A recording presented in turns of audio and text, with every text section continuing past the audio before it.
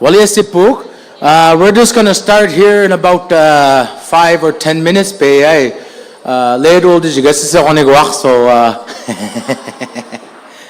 so we're going to start in about 5 minutes, 5 or 10 minutes. Anybody, Aish, while Geska Eskamadio, the Wi-Fi password is appetizer. APPETIZER. Appetizer. When nuda Wi-Fi password. So abuk guys, abuk botam kiyak probably 5 or 10 minutes. That's may bem registered is squidino. So we're gonna start here very shortly. Walalioch.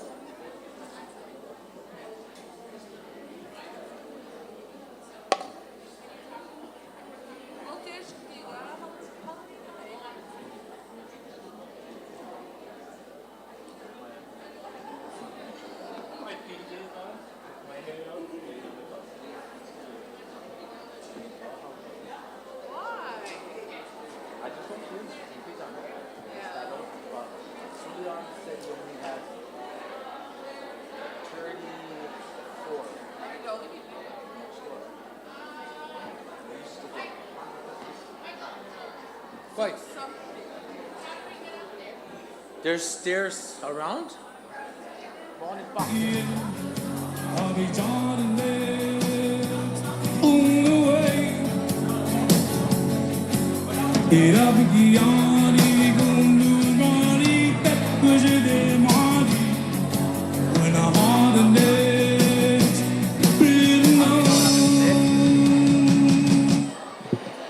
Hey, I need a long table. If I can get a long table, some of the staff, MTCC staff, just to get me a long table. Thank you. Now, just like that.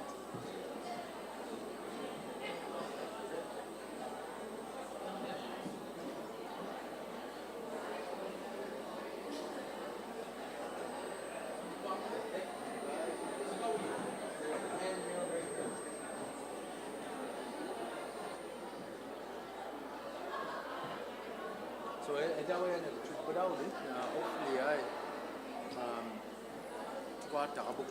Okay. We're not starting yet anyway. Okay, no, I know. I'm just gonna get some stuff ready. Is that already fine? Yeah. I mean, but we got to do our opening up. Yeah. Yeah. Yes, I asked for Stevens here. Should we have a long table?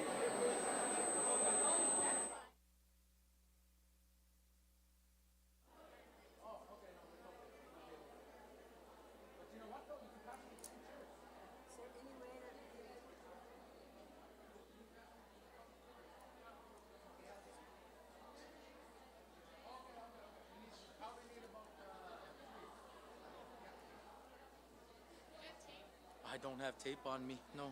Is that sun in your way? Bazaga jatis mo gilo na wala na mo ya. Sa this is wala nino ya, wala nino eh. Baziga ma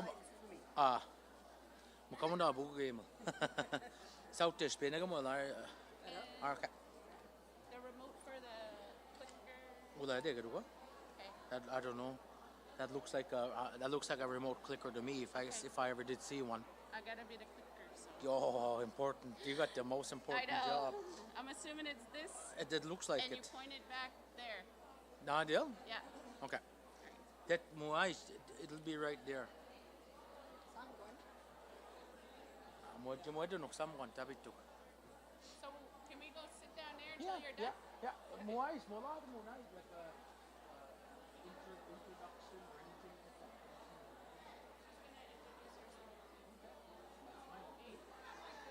But I do they do have a bio. Bio. They do. I didn't get it. Okay. You got an email that you can send it phone number. Shoulder matter. Who'd you send it to? Cheryl did. Cheryl sent it to Daisy. Maybe. I'm gonna. Edu. When I ask, Dante Bibani kasi up. Wala na hindi ko.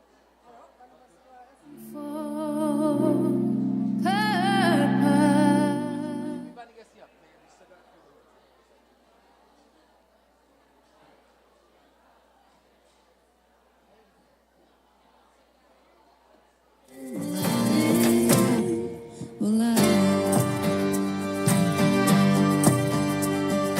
Grateful for the teachings spoken by my elders. Let me see the wisdom through this eagle feather. We all sit in a circle, so let us come together. The truth rings out, the spirit lives forever. Will I live? Will I live? Will I live? Yo. So do it for my hometown, my people, my family, friends. You gotta do it, yo, I do it to protect you. My kid, my grandparents, friends with the baby school. Son asked me, don't stop it, I'ma try. Only love will save you this time.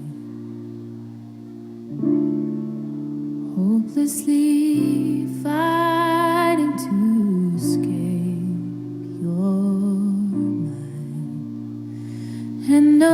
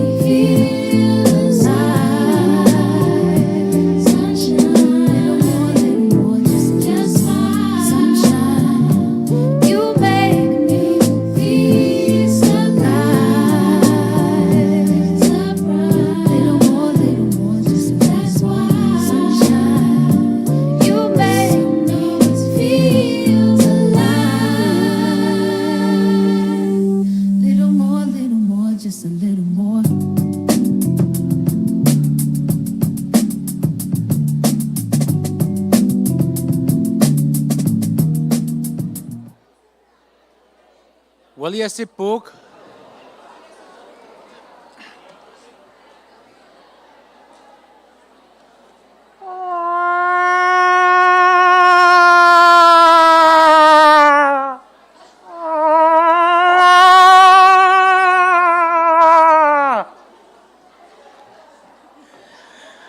Diam Deluat do be.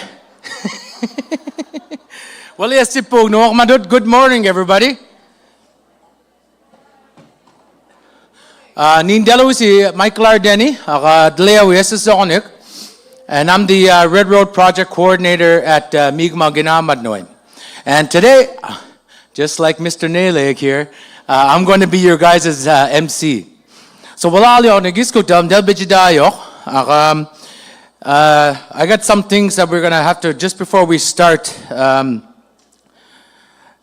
Earlier, I did mention the Wi-Fi password. So if anybody who needs the Wi-Fi password, it is appetizer, APPETIZER, when nudaj for the Wi-Fi. But in your packages, you would have received the schedule for today, and also Darwin when night. For those of you who don't know the layout of the convention center here. Please just review it. But the washrooms are right outside over here to my right outside these doors. There's the ladies and the men's washrooms. And throughout the convention center, all the different rooms that we're going to be using, there are also washrooms downstairs. Mugejidu, I should have looked at it. Mugejidu for downstairs or not. But the main washrooms here are here upstairs. Giskuk,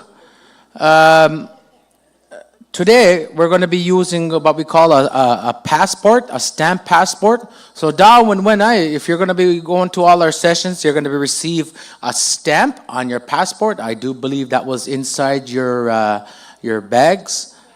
Name tag them well? Okay, on your name tags though. So guys, you go to these different breakouts, you're going to get a stamp. And Amushpa, you have to attend all the sessions, and over the day, you got to have 3 stamps on your passport in order to be eligible for the draw. The last prize here, and that is a iPhone 15 for those of you who, I know it's outside the budget for me, so I can't get one. So your names, everybody should receive that in your guys' packages.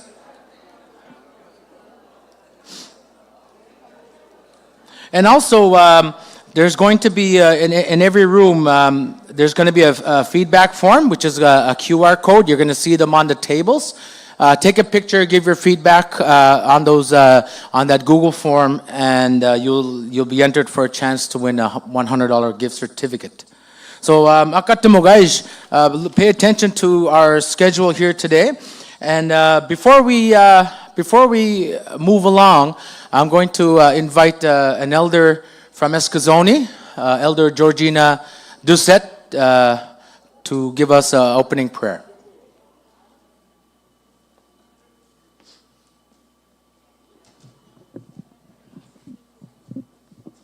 I'm very short. Good morning, ladies and gentlemen. Will you sit pook? Akheda oigis rumsut.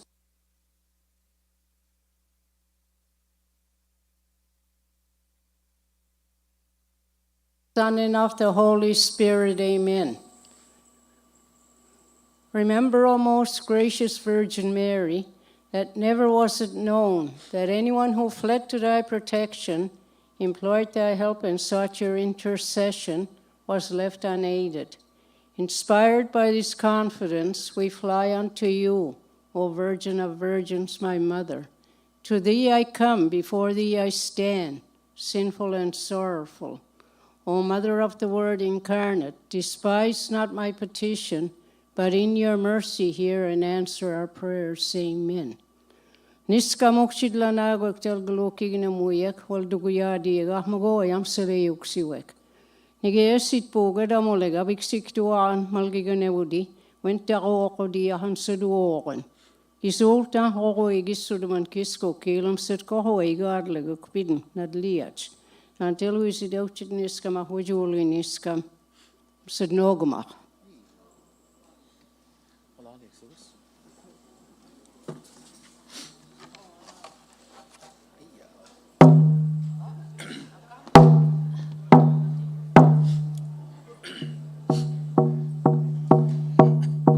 Give me that money, down Delio no take, nigga much to get my way down it. Give me that money, down where the back so take, nigga much to give on the model teenage, give on the model teenage, dan gisuk deligalok, sego lasit kamok, hey, hey, hey, hey, hey, oh, hey, yeah, yeah, hey, hey, hey, oh, hey, hey, oh, hey, hey, oh, hey, hey, oh, hey, hey, oh, hey,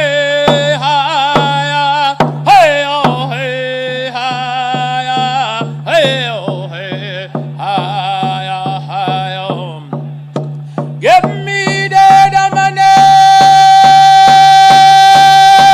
down Delio no take, nigga much to get my way down it. Give me that money, down where the back so take, nigga much to ever on the model teenage, ever on the model teenage, dan gisuk deligalok, sego lasit kamok, hey, hey, hey, hey, hey, oh, hey, yeah, hey, hey, oh, hey, hey, oh, hey,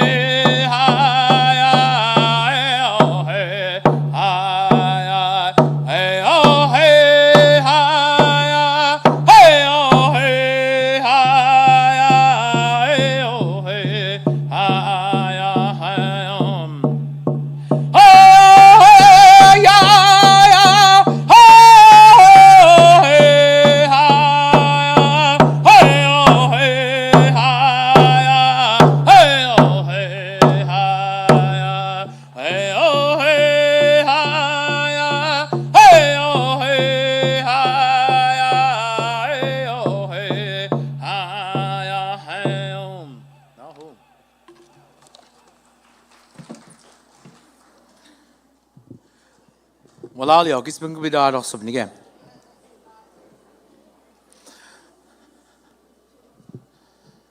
So walalio na del bijdayo kiskuk down when gadu bungabasish me bogok bupudi edega igantu.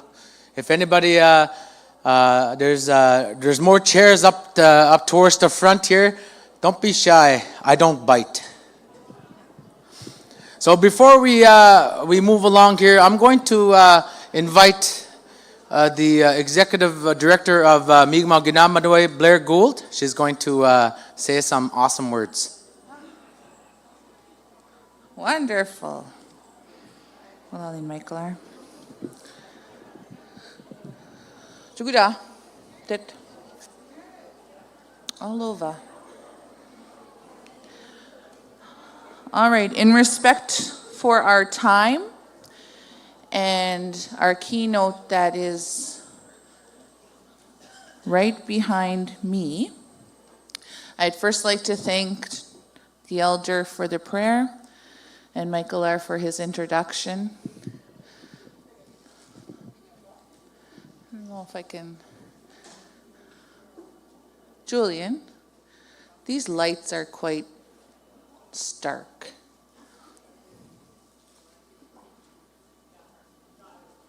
Thank you. I just want to take 5 minutes to talk about what brought us here today and the vision here today. Of course, it is our annual PD Day. Last year we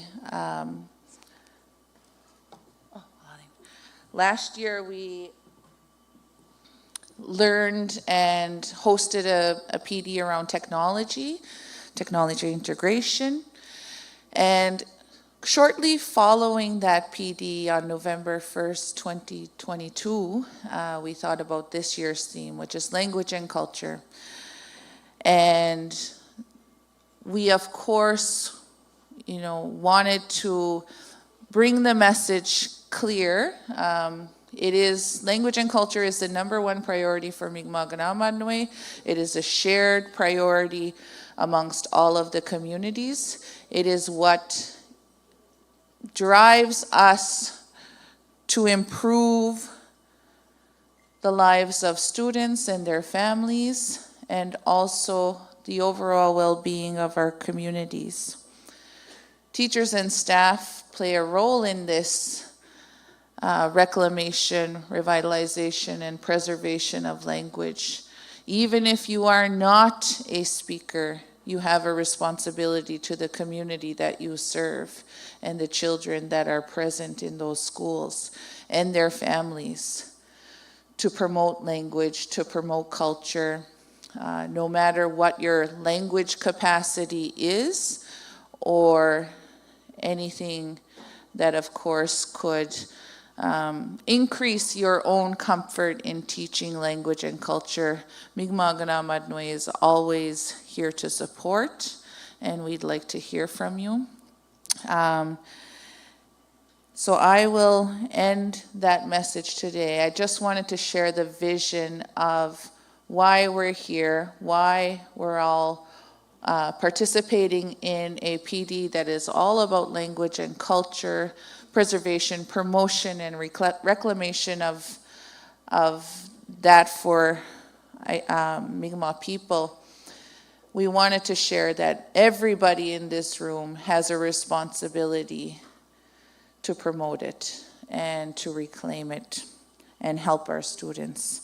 So I'd just like to leave you with that, and I'm so excited about the agenda. I'm going to spend so much time later on in the agenda thanking all of those who put this together and ensured the smooth transition of today's events. So I'm going to turn it back over to Michael R. I'm not sure. Oh, God. What a guy. Oh, I hear him. I should have did a little moose call for him, huh? But walalio ha wildas ibegis nuldio ubas siktigis bene wajadigam Halloween walago. Amuni nasak. Walago amesi again when one amalamak. Mijuajis makomadigal amalamak.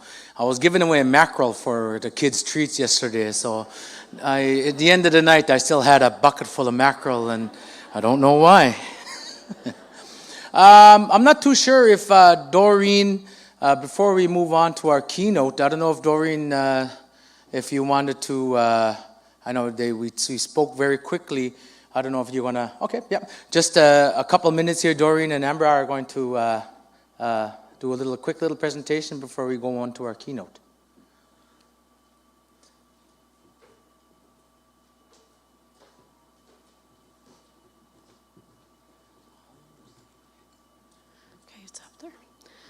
Olesi po welda si delbeji dayo. Basagam aswado minute or two ekinwad lot ahoe elugad meg. Bemlugad meg is delusiga communication board nemido screen it. Negmoy now chita support walan down ginama sotijiga ginmea guidina communication. So, bem lugar meg swell gag is hard work. Mat budget no guy. last few spell checks, radio ido, tuju deliver what to send, edasu playground la wooden. So, alasia witun, Aisha school to Ambra. Well, yatsik bug, I'm Sitwin, Neen Deloise Ambra McNeil, and I'm the autism teacher specialist here at MK. So I'm just going to relay what Doreen said in English. We are working on a project. It is a communication board that will make available for school playgrounds to help support students in their communication out on the playground. As Doreen said, it is in draft form right now, but will be completed soon. It'll be about 2 feet by 3 feet, and yeah, so we're excited about it. Thank you. Well, Aliak, thank you, Doreen and Ambra. So without further ado, Miske, we're on Indian time, and we were just a little bit behind schedule here. So I'm going to call up our keynote speaker, Serena Francis, Dele with Elsie Buktuk, New Brunswick. Serena, whenever you guys are ready to go. We're school college, Ulnap school, Ebijik, Mount Tete, Biggest Ulnap school. So I'd like to welcome our keynote speaker, Serena Francis. She comes from the Elsipogtog Mi'kmaq community in New Brunswick, and she's going to be talking about Mi'kmaq wampum belts.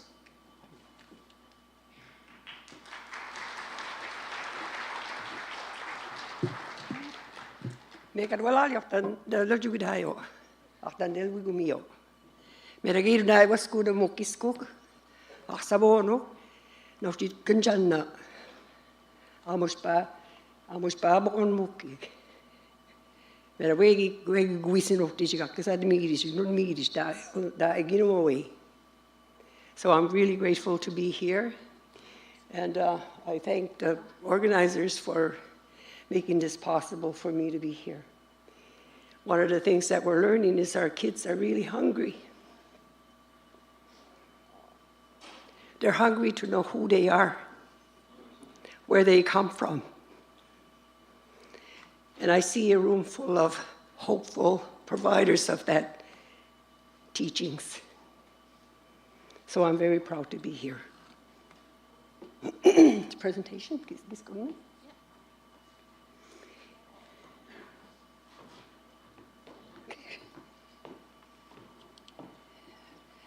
Iskinamay dis na miya adia awana aid was go I. Mindalwi siya Serena atwe wo died and kisin.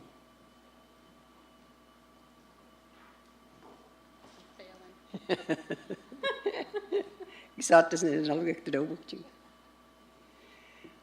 Delwi da di Ulnap school. They're record keepers. They talk about our history. Okay. It's not working? So, well, not we all? Okay. I scoot this again. Where did our ancestors get their power? If you look at our history, and know what our ancestors have gone through. And yet we are here today as Ulnu people in a conference that is helping provide training for teachers.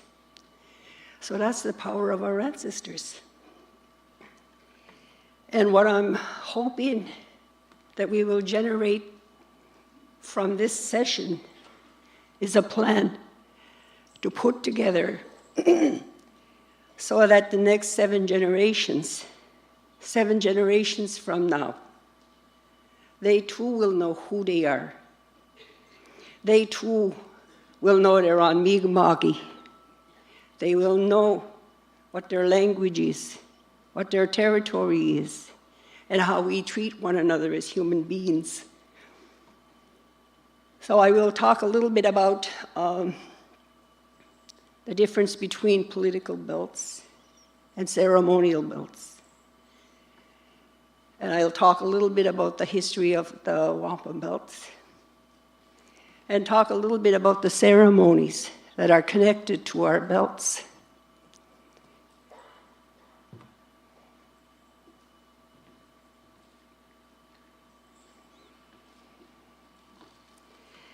What I wanted to introduce first is this particular one.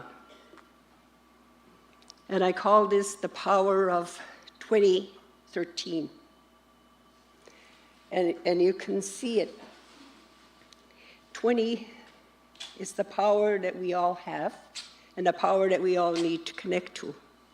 So each time that you put your hand up like this, you're connecting to our ancestors in the spirit world. We're also connecting to the stars.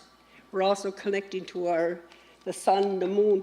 And so we have that, our kids have that, to connect and to ground themselves in who they are. When you stand on your feet, your 10 toes are touching the ground that you're walking on. And it is there that we have a chance to ground ourselves as well. Our kids need to know just how powerful they are, how much history we have. They need to know these things.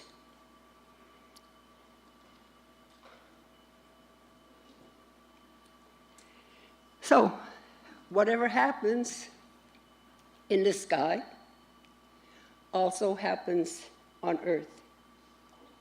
And we live it in our daily lives. So if you look at the first set, that's our language. Dandeli sulti. With an dandeli sulti, like I said, this no da, I know da, I'm sudamenen. Dandeli adulti doesn't know. It's in the language.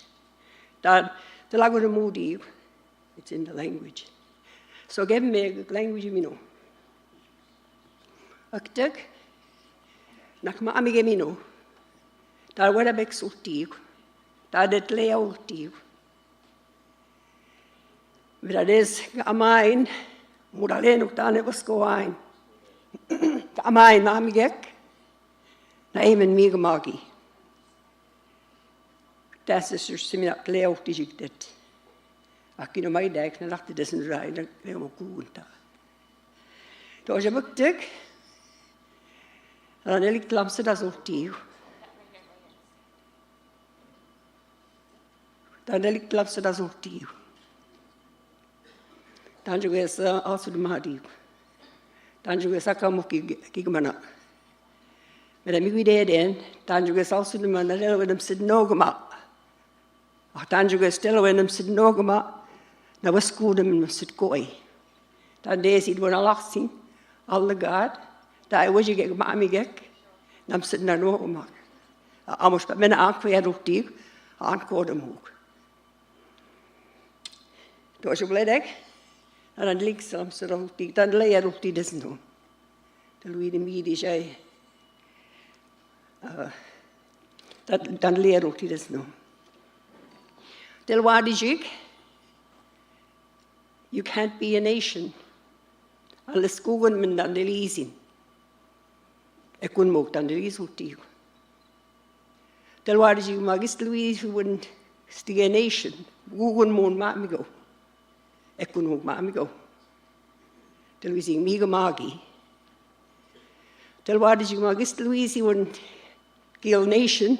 Gugun mon your government or your structure. Ik kon moog. Tel waar is you can't be a nation unless you have beliefs, religious beliefs. We all have that. And we need to keep bringing it to the forefront.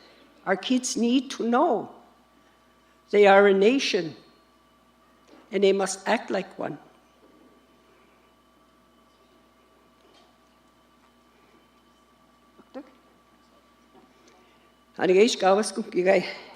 The history of the belts. Nabudus ekunarlaidal. Ekunarlaidal. The belts? Ekunarlai, the national shell del Widaril. Idelwadijik. Tanjugas Madenduk Dink. Namina Akide Dasik. They asked the elders. They asked the women. And it's the women who finally decide what will take place. And so you have the national shell.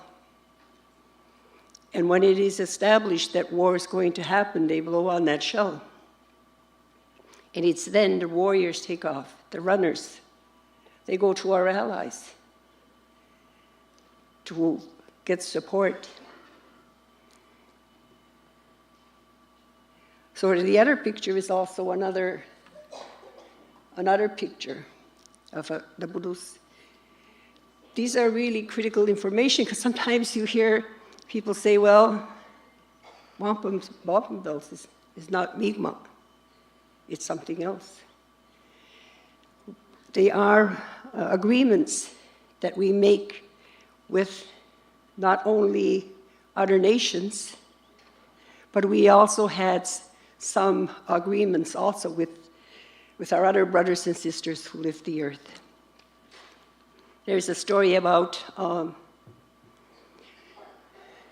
when we go fishing and we catch a salmon, it is our responsibility to let our brother or sister salmon know what our intentions are.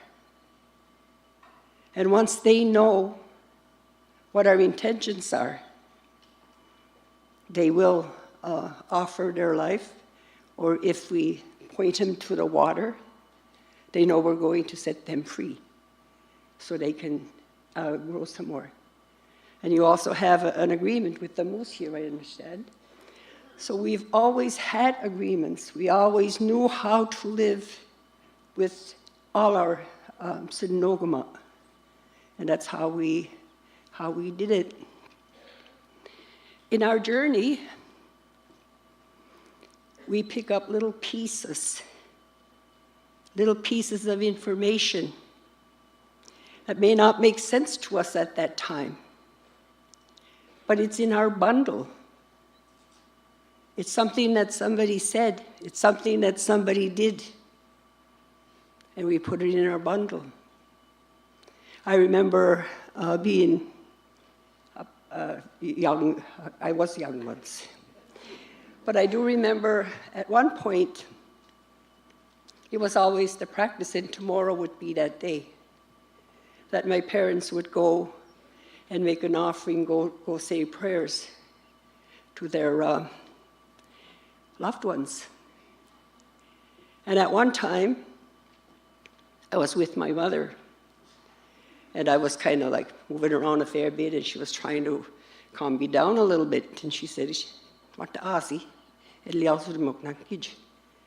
So the idea that the cross might be her mother, I was curious. So I went over and I moved across a little bit, and I looked at her and I said, and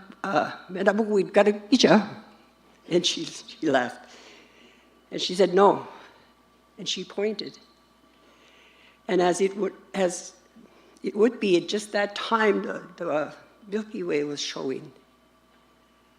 And somehow it got imprinted in my mind that the Milky Way was important and it was part of our journey. And so as you move forward, and each time that you get this little piece of information, take it. Because you never know exactly where it might fit. So when you talk to little kids, make sure that whatever information you give about them will heighten who they are, because they will hang on to that little piece of information. They are our future generation. They will make the next 7 generations good ones. Keep going.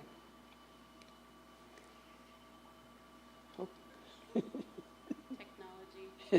God love you. It's a refresher.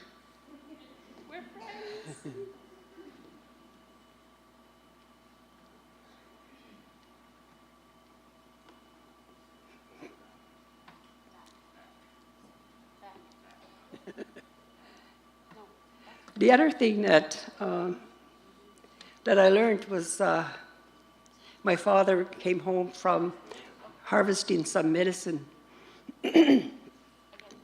and he shared a story. And the story was, he was in the forest, he was looking for medicine for my uncle, who had an awful case of bed sores.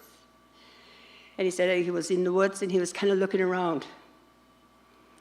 And he said, I was able to find a tree that I could harvest medicine from. So I said, I took it. I brought it home and I fixed it. And he said everything happened as it should. And the medicine I took to my uncle, he took it to my uncle, and he recovered. There was another time that he had bed sores. And again, he went to the woods to see if he could find the medicine. He said, I was looking around, and I said, there's nothing that was talking to me. He said, finally, because he's just as stubborn as I am, decided that he would harvest some anyway. So he said, I went to the tree and I picked up the medicine that I needed. But he said, while I was doing that, I could hear a voice calling my name, Joe, Joe. But he said, I kept harvesting. When he got home, he tried to make it in the same way, following the same things that he did, but it didn't happen. Come to find out, my uncle didn't need the medicine. He passed before the medicine was ready. So the idea of talking to the plants, of the plants communicating with us, is very real. It's very important, and our kids need to know that. Now, I put this in this place because I saw this symbol at our school in Elsipogtog. I saw it, and I couldn't make sense of it. The school, we built a new school, and I was at the parking lot of the old school, and then I realized that's the Wabanaki Confederacy belt. It's been in our school all this time. Yet, I hadn't seen it. And so it was really important to put that there, and I just wanted to mention that one of Levi's Sock's dream was to revitalize the belts, to start talking about them and to teach our kids how to use them and what they are.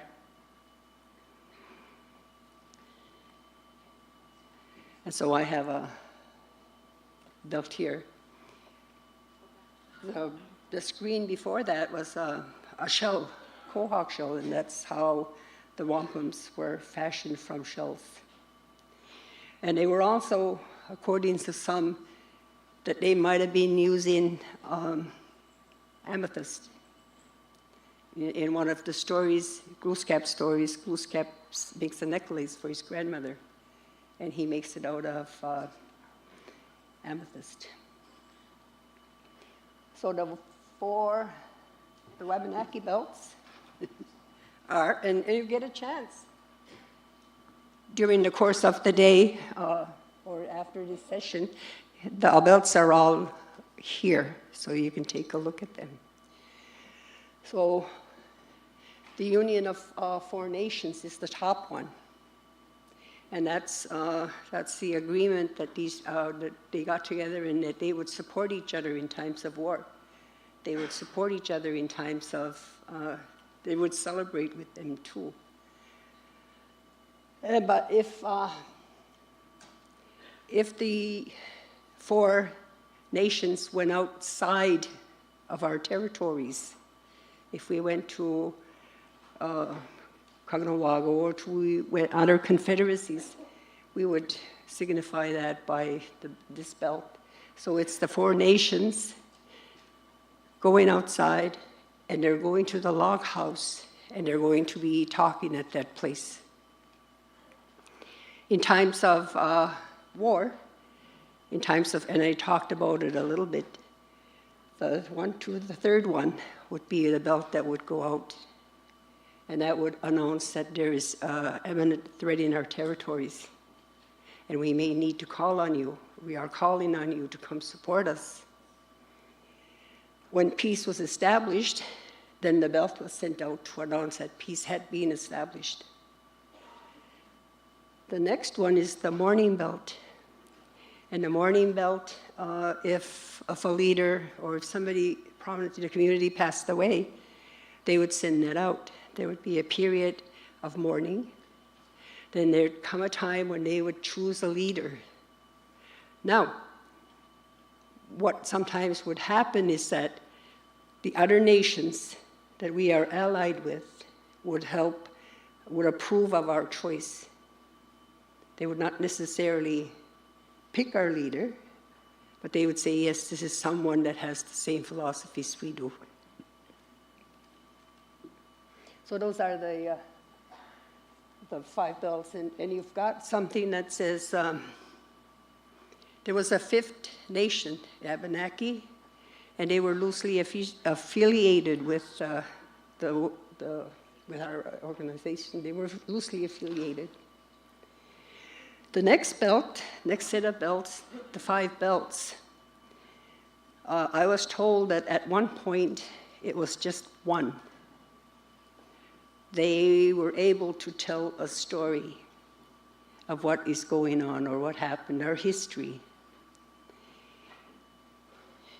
But they were separated, and they came together. And what I often do with students is I would ask them, if they were telling the story of our past, of our history, how would they do it? So they have a chance to play with those, play with them, become intimate with them. And I say, belts talk to you. And what are they saying to you? So they have a chance to touch them. One of the reasons why I decided to produce reproductions, and I'll talk a little bit about that later, is that if wampum belts or Onapskog were part of our lives, then I wouldn't need to reproduce. They would be in use. So I said, okay, let's, because one of the things that I attended a workshop is, not a workshop, but a session with Claude Aubin. He was saying that we are guided by the spirits. We are guided by our ancestors. And when we make a belt, they teach us how to read them and how to make them. You've seen sometimes pictures, it looks like one picture, and you refocus your eyes, and then all of a sudden a new picture pops up. And that's kind of what our belts can do. But we need ceremony. It's hard to organize ceremonies when people are just just beginning to understand what wampum belts are. And I figured I have to create an interest. People have to start talking about our belts. People have to know just how important they were.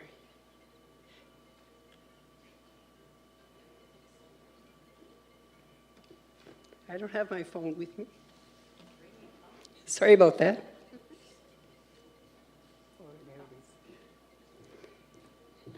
Miski, the spirits are saying, take a pause. Well.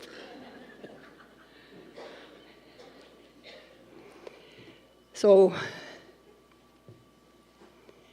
we also need to understand that I talked a little bit earlier about this belt. It can be a string. But I also talked about that we had laws. We had agreements. And so the top one It's called a bowl with one spoon. Some say it's a beaver tail, some say it's a knife. But it is our agreement with our Nogama. And that agreement says, I will honor the life force in you. I will only take what I need. And I will make sure that I don't take the last one, and I'll make sure I don't take the first one. It says that when we ask you to give of your life force, we will honor that. We also understood that we are not the only humans, or not only the only Nogamas that need to live off that. The other animals need to feed on these. So we make sure we leave enough for the next one. The other that connects us is the great tree of peace. It's our agreement and our understanding that we will live in peace together. And that's really important, because every one of us, doesn't matter what color your skin is, what language you speak, we are here, and we need to live in peace. We need to look after one another.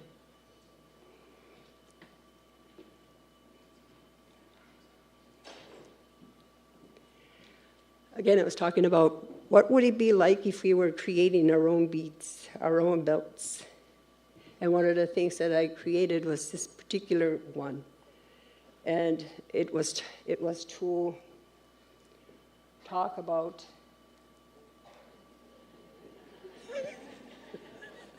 I can read upside down too.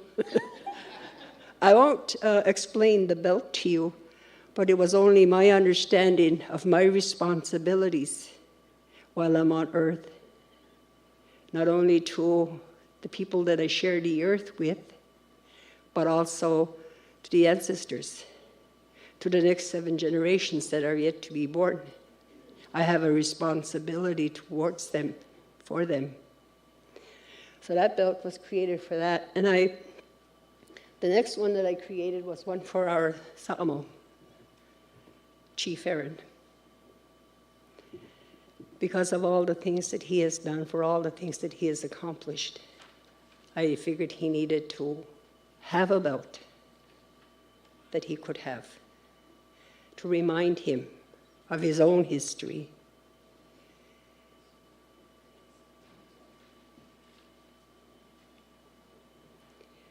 So before I go into the ceremonies that come with the belts, I wanted to draw attention to this particular belt that's hanging over the podium.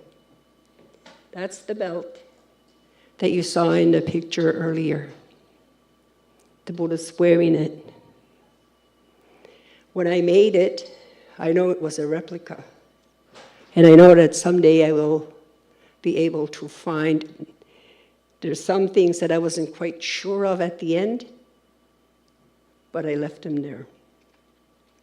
And I know someday somebody in this room may have a picture of it, a clearer picture, and that I may be able to create one using the shells, Kohak shells. But as it is, I took it to Claude, and he looked at it. And he has a way of creating vibrations, and vibrations is really important, because vibrations allow us to refocus ourselves, to see things in a new way that we haven't seen before. And so he helped me see this in a new light. And what it was, he said, that's a traveling belt. And each of those places are places that we go to or travel to. Again, I'm hoping that somebody knows someone who has a picture, or who knows more about this. Because it would be awesome if our Buddhist was able to wear one and talk about its history. So the ceremonies that are part of finding our history is the Star Wheel, the Star Lodge, Shaking Tent, Turtle Lodge Teachings, and Sundance. Those are all ceremonies that will help us get more information about our past so that we can pass it on to the next 7 generations. So this is a picture of the Star Wheel. We had a ceremony, and it was amazing. I had the wampums were hanging, and there was a fire in front of us. When you look at the wampums that were hanging, you could see through them. They were translucent. And that's part of being able to read them. We also honored the stars because they're our ancestors. They are, that's where we go home. That's the road that we take. So we had, I thought it was a star, but it would become really bright, and then it would tone down all the way to disappearing. We've seen it moving around, we've seen it flashing, and so the power of ceremony was there. Again, if you look at this picture, it's Michel William, and he's doing drawings. But if you look at one of the pictures that he created has stars in it. It has the sky, stars. So we know we have that connection. We also know we have that connection by the stories that have survived. And one of them is the bear and the 7 hunters. I'm sure everybody in the room has heard of that. There's the Star Bride. That's also part of our story. And it tells us that it's possible to travel from one to the other, from the sky to the stars to the earth. And it's possible to change forms. It is possible. See why?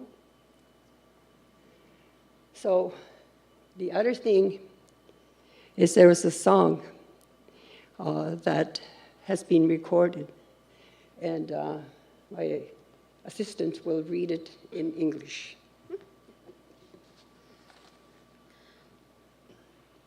The Star Song.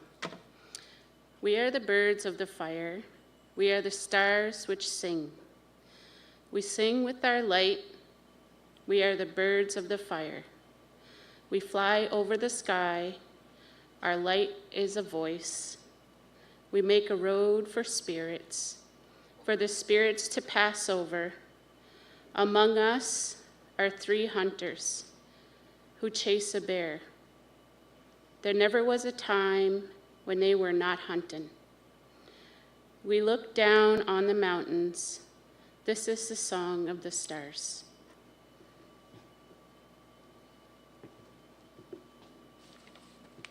Thank you, Walali.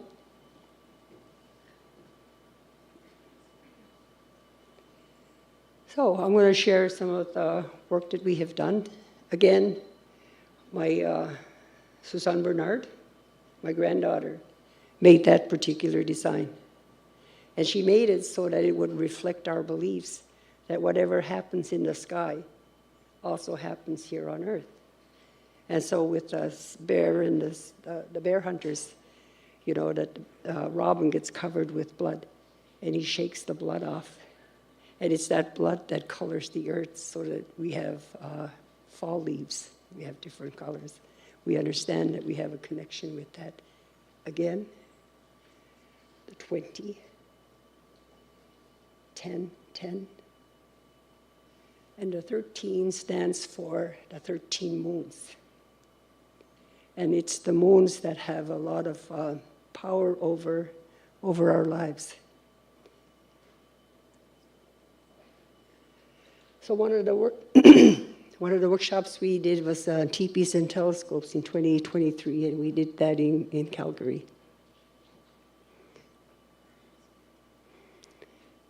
So that's some pictures of us doing wampum teachings. Some more pictures.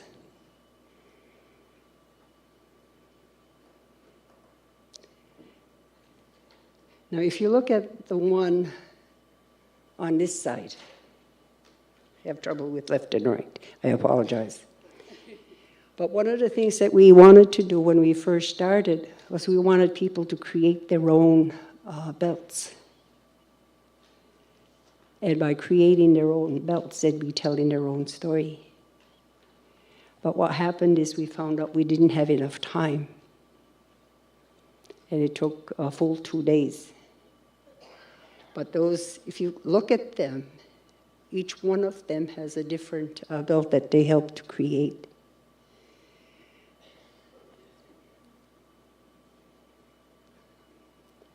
So these are just some of the pictures. But what I wanted to leave you with is this particular song.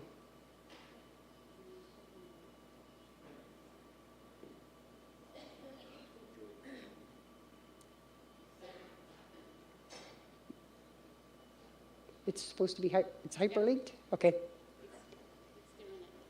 Okay.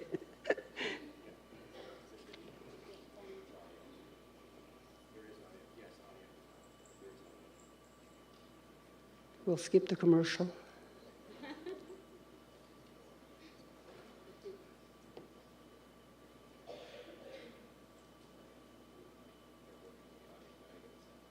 They're what? They're just fixing it all. Okay. In the meantime. Need some music.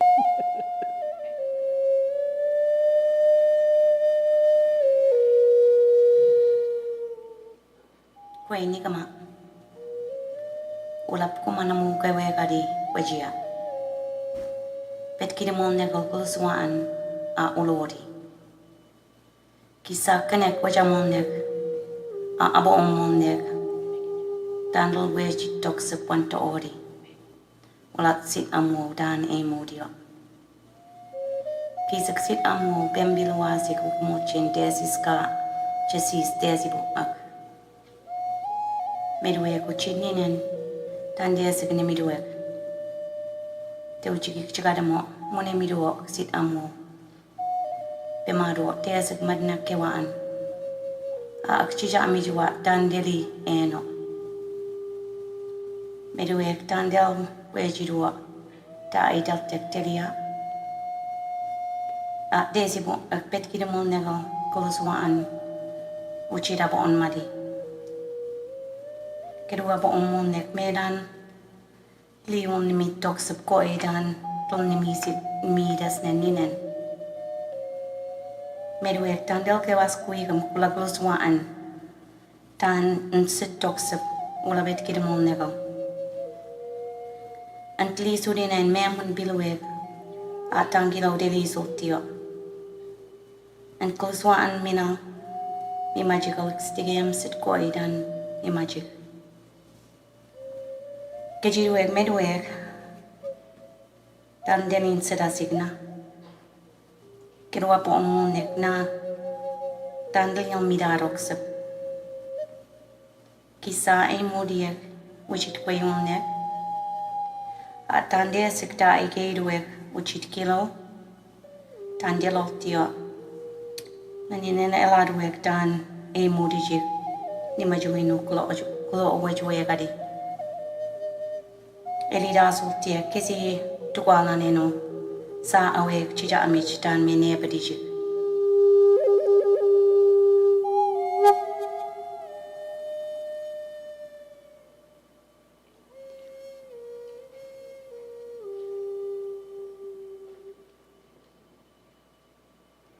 Know that our ancestors are very eager to help us They only ask that you ask them. They're never far away. They are here. And they help us and they guide us, so that we may also help and guide our students. Because it's who they are. They need to know exactly who they are. Walalio. Apna multosam.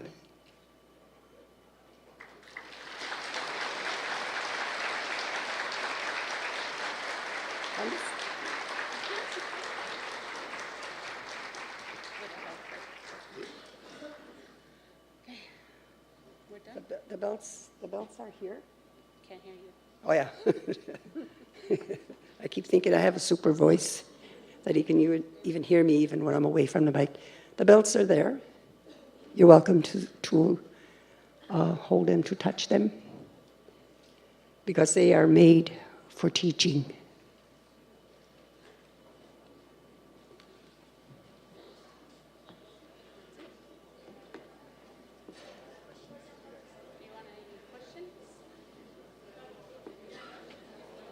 I'll be around, so if you have any questions, you can we can talk, because I'm not going anywhere.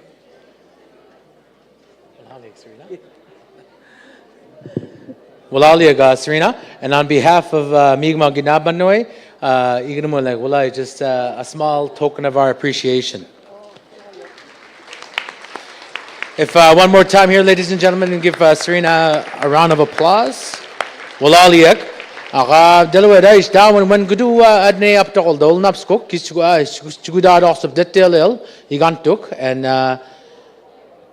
everybody can have a look, and she's going to be around for questions or if anybody wants to ask anything. Ido uladet. Everybody can touch them. Okay. Otherwise, yeah.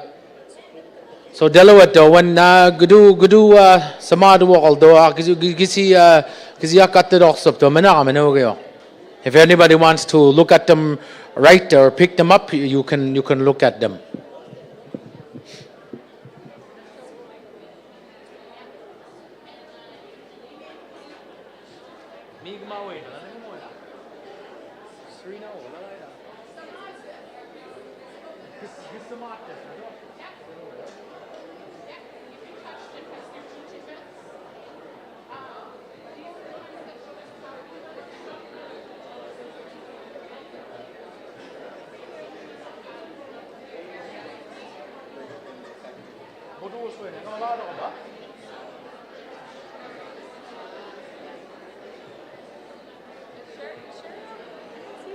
Cheryl's here. Yeah. Oh, it's up here. Oh, it's back there.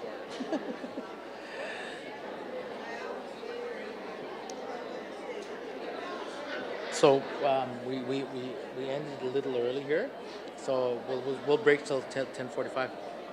Next session starts at 11. Okay. So 45-minute break ish. Yeah, because that was only supposed to be a 15-minute break, so now we have that's a gap in time there. Yeah. Yeah. So we're just going to have a break here in between our sessions. Gejiduwa is everybody on your schedule is 10:30 misakoa, 10:45 is a break. But our next sessions start at 11 a.m.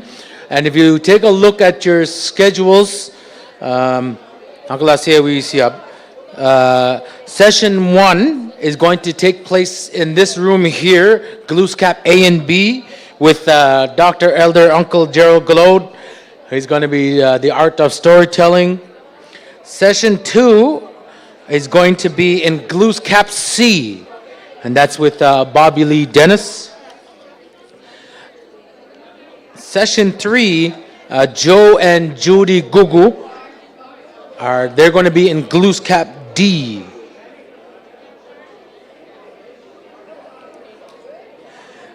session 4 with Nadine Lafort. She's going to be in the Moon Room. Karen Bernard, session 5. She's going to be in the Amigo Mwesu breakout room. She's going to be talking about the Mi'kmaq PCAPs. Session 6 is going to be in the Geno room with Kate Jadis. She's going to be talking about the jingle dress and Gojua dance. Session 7 is going to be at the Member 2A room at the Hampton Inn, and that's with Liam Gould. He's going to be talking about the Indigenous Youth Justice Program and MLSN supports for youth. We're going to have a craft session with Yolanda Denny. Session 8 is going to be at the Member 2B room, also at the Hampton Inn.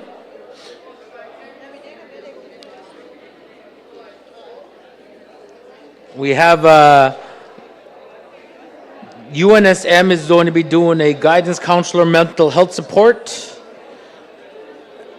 And that's in the Giguaju Executive Boardroom, which is out back here. And session 9, Waltes. Session 9, Waltes with Sugar Paulette is going to be held at the Heritage Park next door. So we have a couple locations, the Hampton Inn and the Heritage Park, and here at MTCC.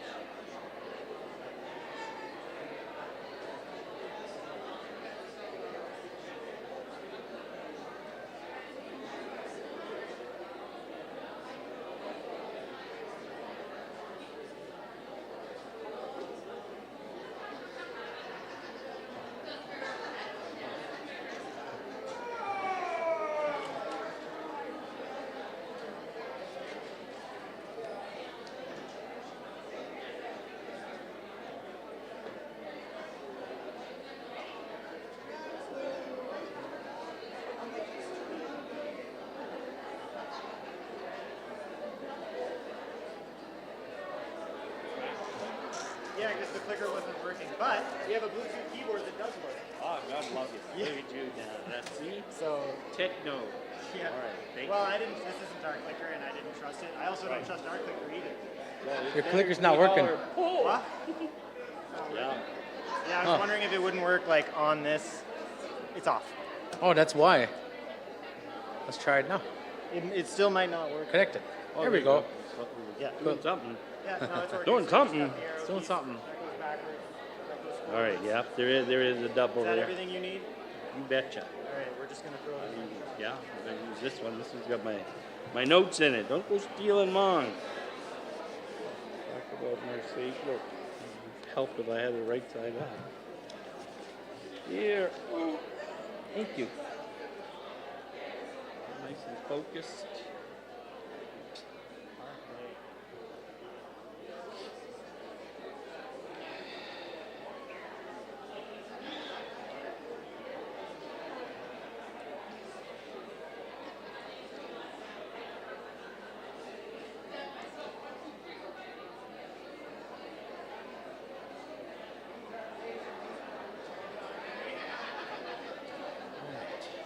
Well, we got a half an hour.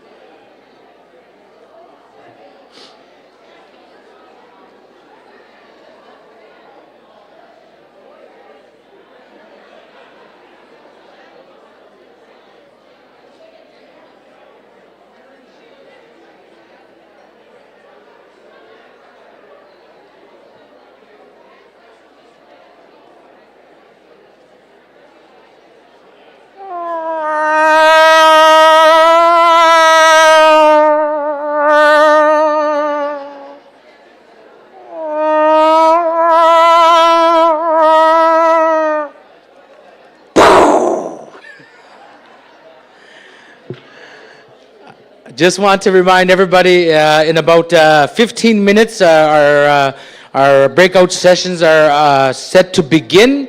So this is your 15-minute call to head to where you want to be. Just a reminder, you will have your passports. You need 3 stamps in order to be eligible to be in the iPhone 15 draw at the end of today. And I think you have to be here. So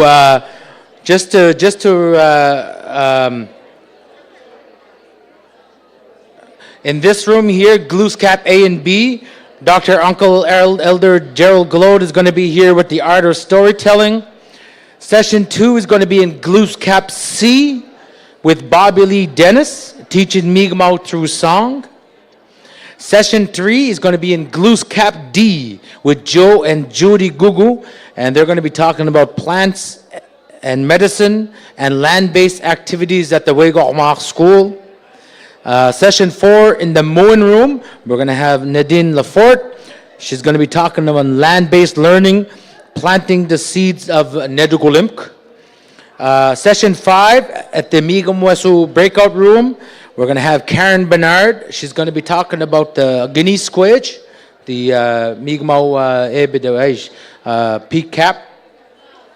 We have session 6 in the Genu room with Kate Jadis. She's going to be talking about the jingle dress and Gojua dance.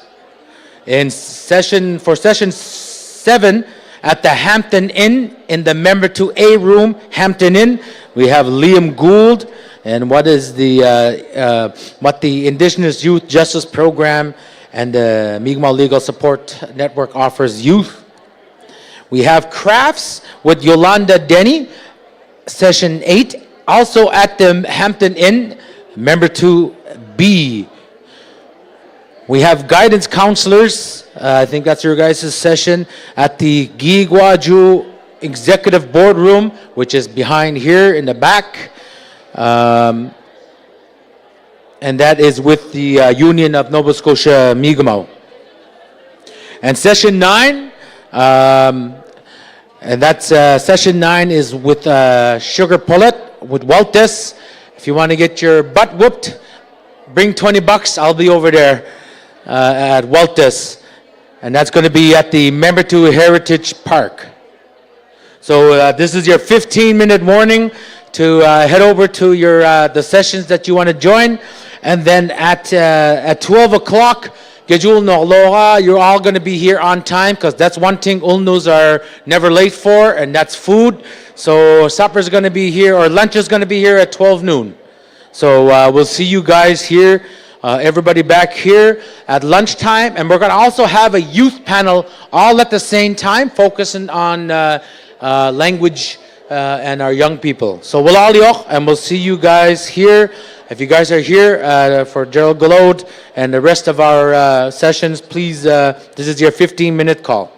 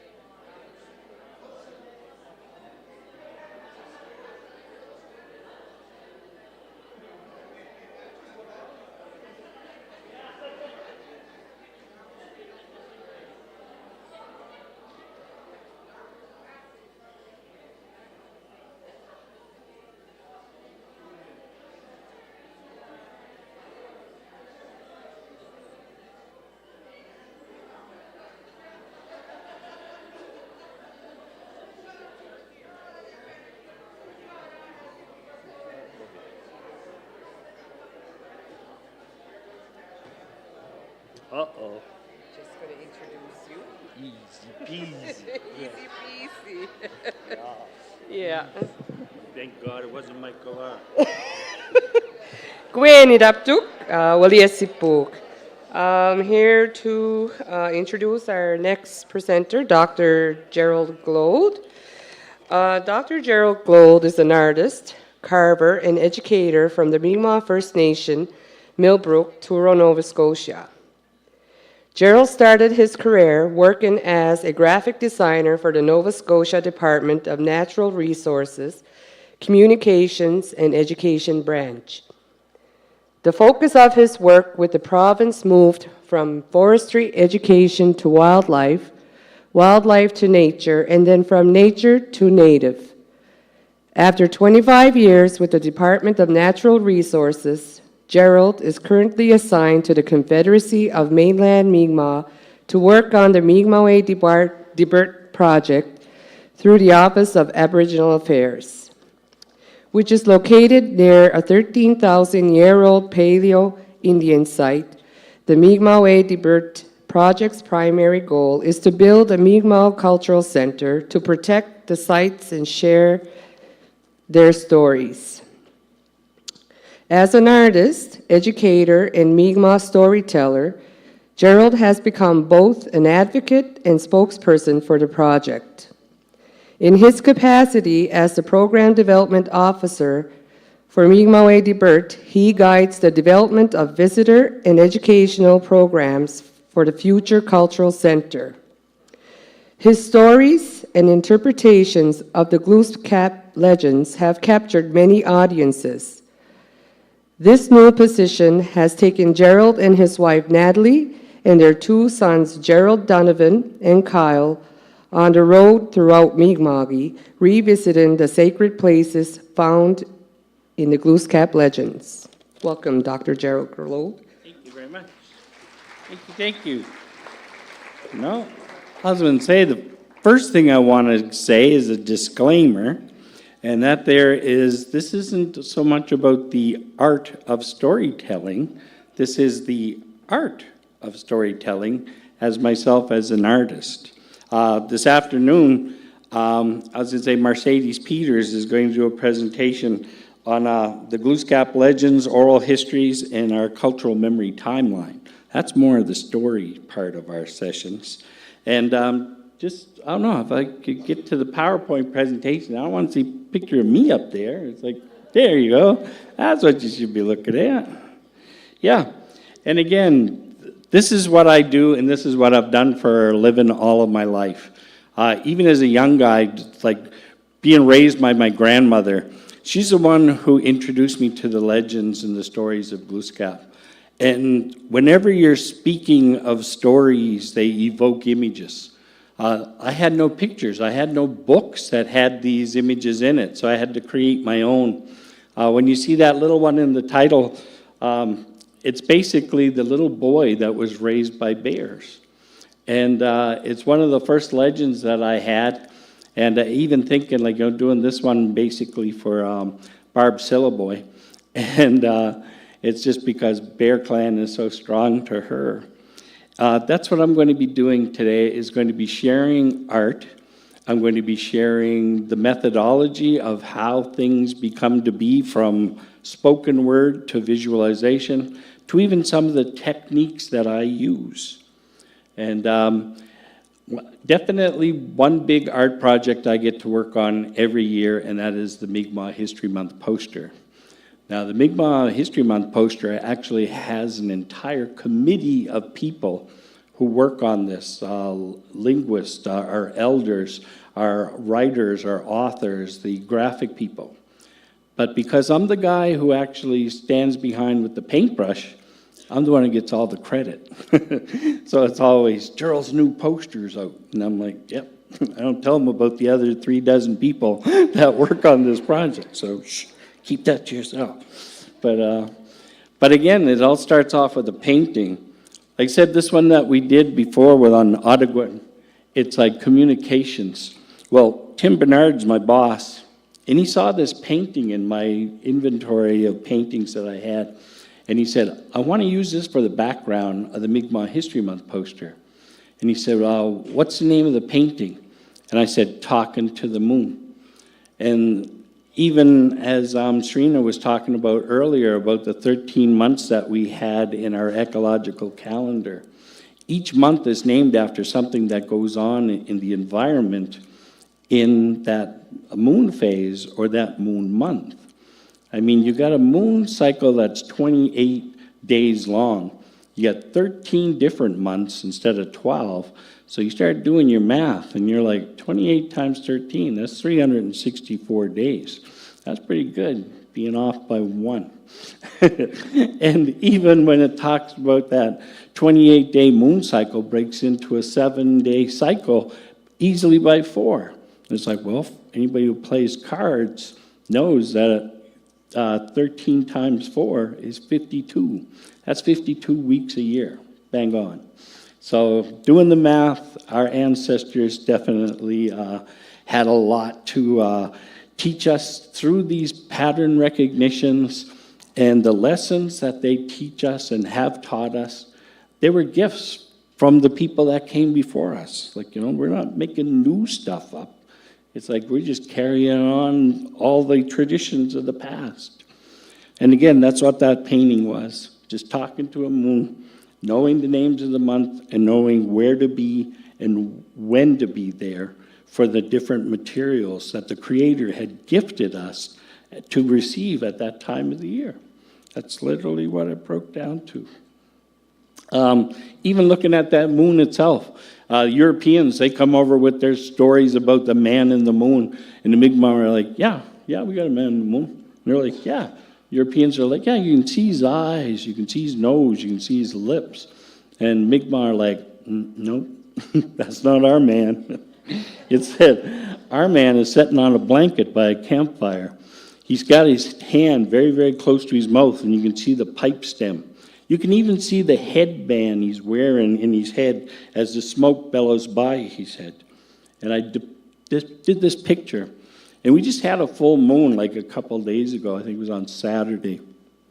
And it's undeniable. Once you see that image, I challenge you to look at the next full moon without seeing the Mi'kmaq interpretation of the man in the moon.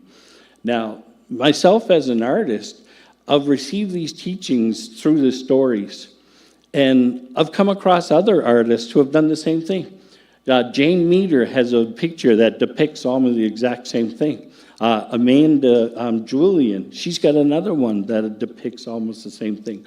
So again, a lot of these stories being passed on and interpreted through the minds of an artist. That's what we're doing.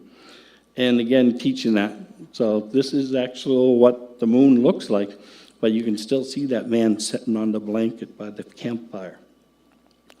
Another one of the ones that we had on reconciliation and resilience, it's talking about after hundreds of years of denial, the things that we still do. Like, that's something that is even stronger and more strong today than it was when I was a child growing up myself. And I'm proud to see the hunting, the fishing, the dancing, singing. It's like drumming. It's like storytelling itself is becoming this resurgence. And thankfully, a lot of that is done through the Mi'kmaq language. And when you talk about a picture being worth 1,000 words, man, you just take a word in Mi'kmaq, that verb-based language that describes something, it evokes images in your head. One of our elders, Elder Ernest Johnson, he was teaching me, and he said, yeah, the Mi'kmaq were the first to say, oh, I see what you're saying. And again, it's just like through the words itself. And that's what art's all about for me. Taking something so simple as a stone tool and creating the device that's used to chuck it. Atlatls, part of our culture for thousands and thousands of years. You don't have those anymore. The only thing we have are the stone projectiles that went on the end of it. So didn't have any cameras back then, so that's up to me and my imagination as an artist to create these imagery. And even when it comes to animated sequence, It's like a series of illustrations that show the process of how it's done. And that's my contribution, I guess. Taking a look at an bow and arrow from the Smithsonian Institute in Washington, D.C., and pulling it out. And Tim Bernard, again, like I said, he's the guy who pulled it out. And to us, it was like an urban legend, something we always heard about but never seen. And that day that Tim pulled it out of the drawer, it's like, there it was. Well, I had to put it back in the hands of a Mi'kmaq person to show people how it was done. And even the different spears that we had. You see this one here, it's got a toggle tip, and it's got a piece of leather in it. So when you shove it through, say like a seal, and it goes through the hard exterior, it falls off, and it switches sideways, so you can't pull it back out the hole. So you literally hold on to it and go for a Nantucket sleigh ride with whatever it is you're fishing. Another, just by looking at that exact same illustration, it's like changing the head of it into a salmon spear. And then talking about illustrations that pop up in different ones of the Mi'kmaq History Month poster, the different spears that we have. And even talking to Ernest when I was talking about this word for spear, and he said, that's not the Mi'kmaq word for spear. That's the Mi'kmaq word for a canoe pole. You're basically just pushing your canoe along the waterway. What you have on the end of that stick is different, he said, and each one of those has a different name.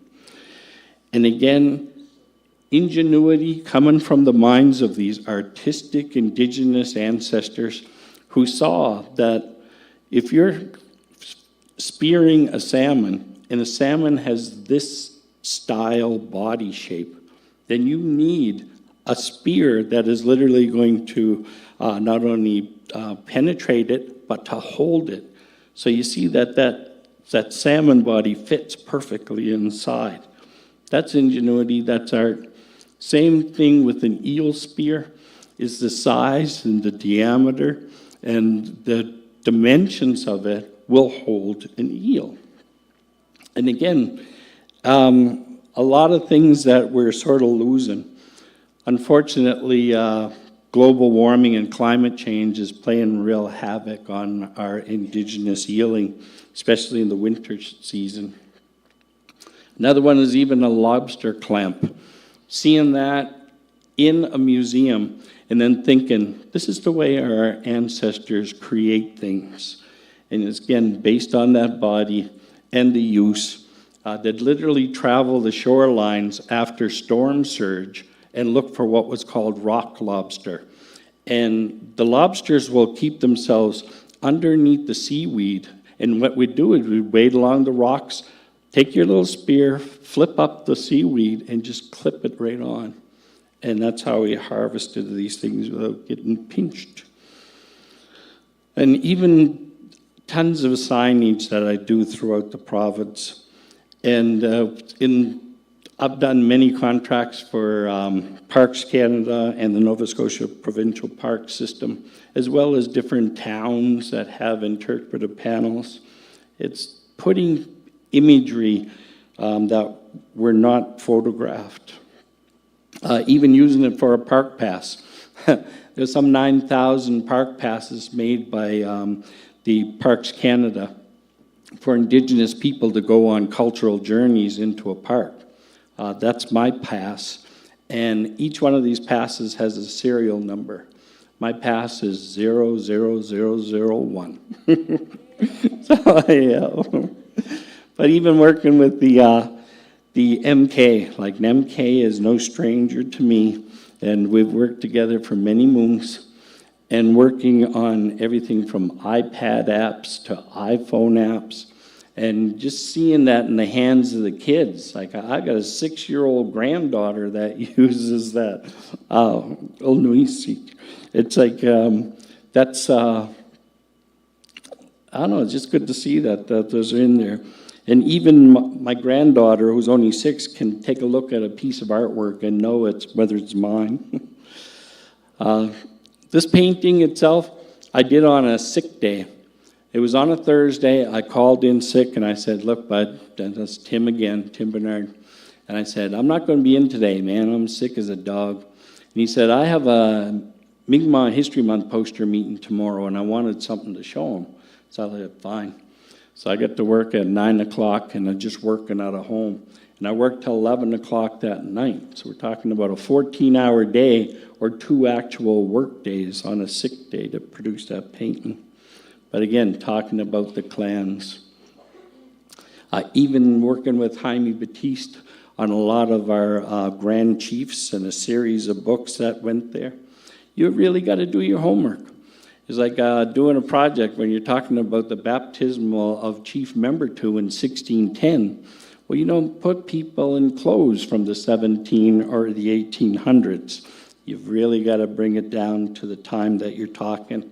Just like when you're looking at a Mi'kmaq word, you're trying to say what the word is saying.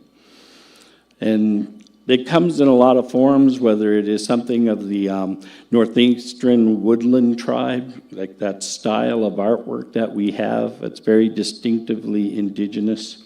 And again, something that I used for NAG and did a series of pins for the NAG the competitions this summer. Even working in the comic book industry, having the ability to work with Marvel, having the ability to work with Disney, and doing some work with promotional materials for Ant-Man.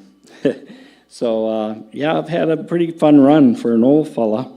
And just even talking to students and leaving them with an image there, it's like, if you've got a progression of movement, it's like when you start that movement or you finish that movement, that there's the peak. That's the pose that is the money seller. Said on the way to it, it's not bad, but somewhere in the middle it gets very weak. So it's just the ability to see motion from one end to the other and create that. Even when it comes to our own characters, this is Wendigo. Wendigo is a Mi'kmaq spirit who's half animal, and in this depiction, he's half deer. You see the skulls on his belt are not the skulls of his enemy. According to the legends that I've read on the Glooscap stories, those are the skulls of his friends. And whenever he's in conflict with anybody, he spins his belt around so the souls of his friends watch his back. And these are all part of the stories that have been passed down by our ancestors and put into the mind of somebody who can doodle. Another thing is MK has gifted you in your little swag bags a whole series of publications that I worked on with MK and the fine Mi'kmaq language people there. And even probably some that you may not have seen, like this little Ninamuan. It's like, that's a new one. So that one I don't even think is out yet. We also have another one that talks about animals and they're young. So you get a little cat, and then you get a little kitten. You got your meowch and meowcheech. It's like breaking things up. And that's my job. It's like someone sends me a photo of a place and said, this used to be an indigenous community, Flat Rock there in Lake Williams down in Waverly towards Halifax. So I literally get rid of all evidence of European contact and I put in an indigenous community as well as people, right on the photograph. Do some cheat work and make it easy on myself. Even some of the teachings that we have, and again, even I think Jane Meter was the one that left us with this, saying that the Mi'kmaq New Year wasn't January 1st. The Mi'kmaq celebrated their New Year in the dark of the moon or the new moon in March. And we had 13 moons. The moon that we did lose was halfway moon, which means there was 6 months before it and 6 months after it. So even leaving that as an illustration, it captures the minds of students who can understand that very easily, like, yeah, that is halfway through the Mi'kmaq year. Adiakus. We have 4 different bows that the Mi'kmaq had here in Mi'kma'ki. And right from a long bow You got to remember, when European settlers first started coming here, it was before the age of photography. But what they had included was they had ethnographic artists who were drawing pictures of the things they saw, in a lot of cases, the things they saw for the first time. Knowing that our Mi'kmaq Nation was a longbow society, the Penobscot had a double bow, which was a little bow that not only pushed, but it pulled. We had another one that had exaggerated recurve strung through the midrib, and literally when you drew it back, it collapsed. And then the Mi'kmaq had the foresight to combine all these technologies to come up with the Mi'kmaq double war bow. And not only did it pull or push and compress, but when you released that, it burst with energy in every direction, and that arrow flew as straight as a bullet. And we even have correspondence from the British soldiers here in Mi'kma'ki writing back to Britain saying, we're shooting at these Indians, and our brown bess, that lead ball, is rolling at their feet at 200 yards. That's 600 feet, or the length of home plate to center field twice. And they said that the indigenous people are shooting back with a Mi'kmaq double war bow at over 200 yards, and they're killing our men. So it's a very formidable weapon, and to find that that was part of our culture. And we have a lot of people working on replicas of that as well. And again, that was something that we brought to NAG as a host of the archery competition in Millbrook. And even talking about legends, being from Millbrook again, you're right dealing with the Minas Basin and the Bay of Fundy, and why the waters are so mucky and riley. And we're like, that's because of a constant battle between two bottom dwellers, and that's a lobster and an eel. And in those stories, you can see that how that water would have riled it up. And even knowing that in that language, Gadak is basically eel, Gadula is the mussel, and the Mi'kmaq did not harvest mussels for consumption.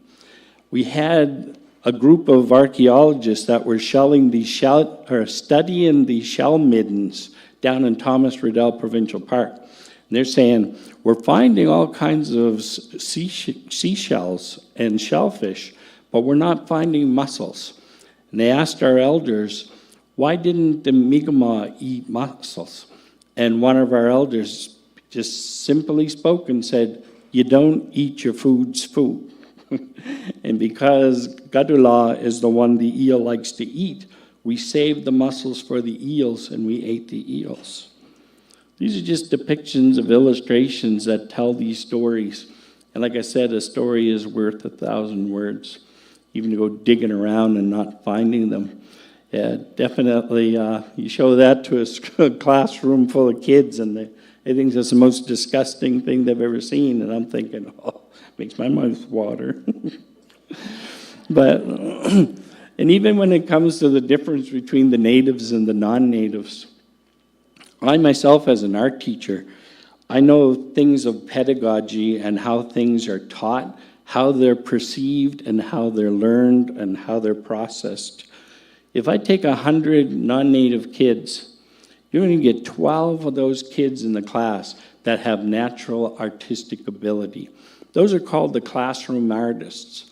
So even in a group of about 25, 30 kids, you got those 2 or 3 kids that were naturally born to draw.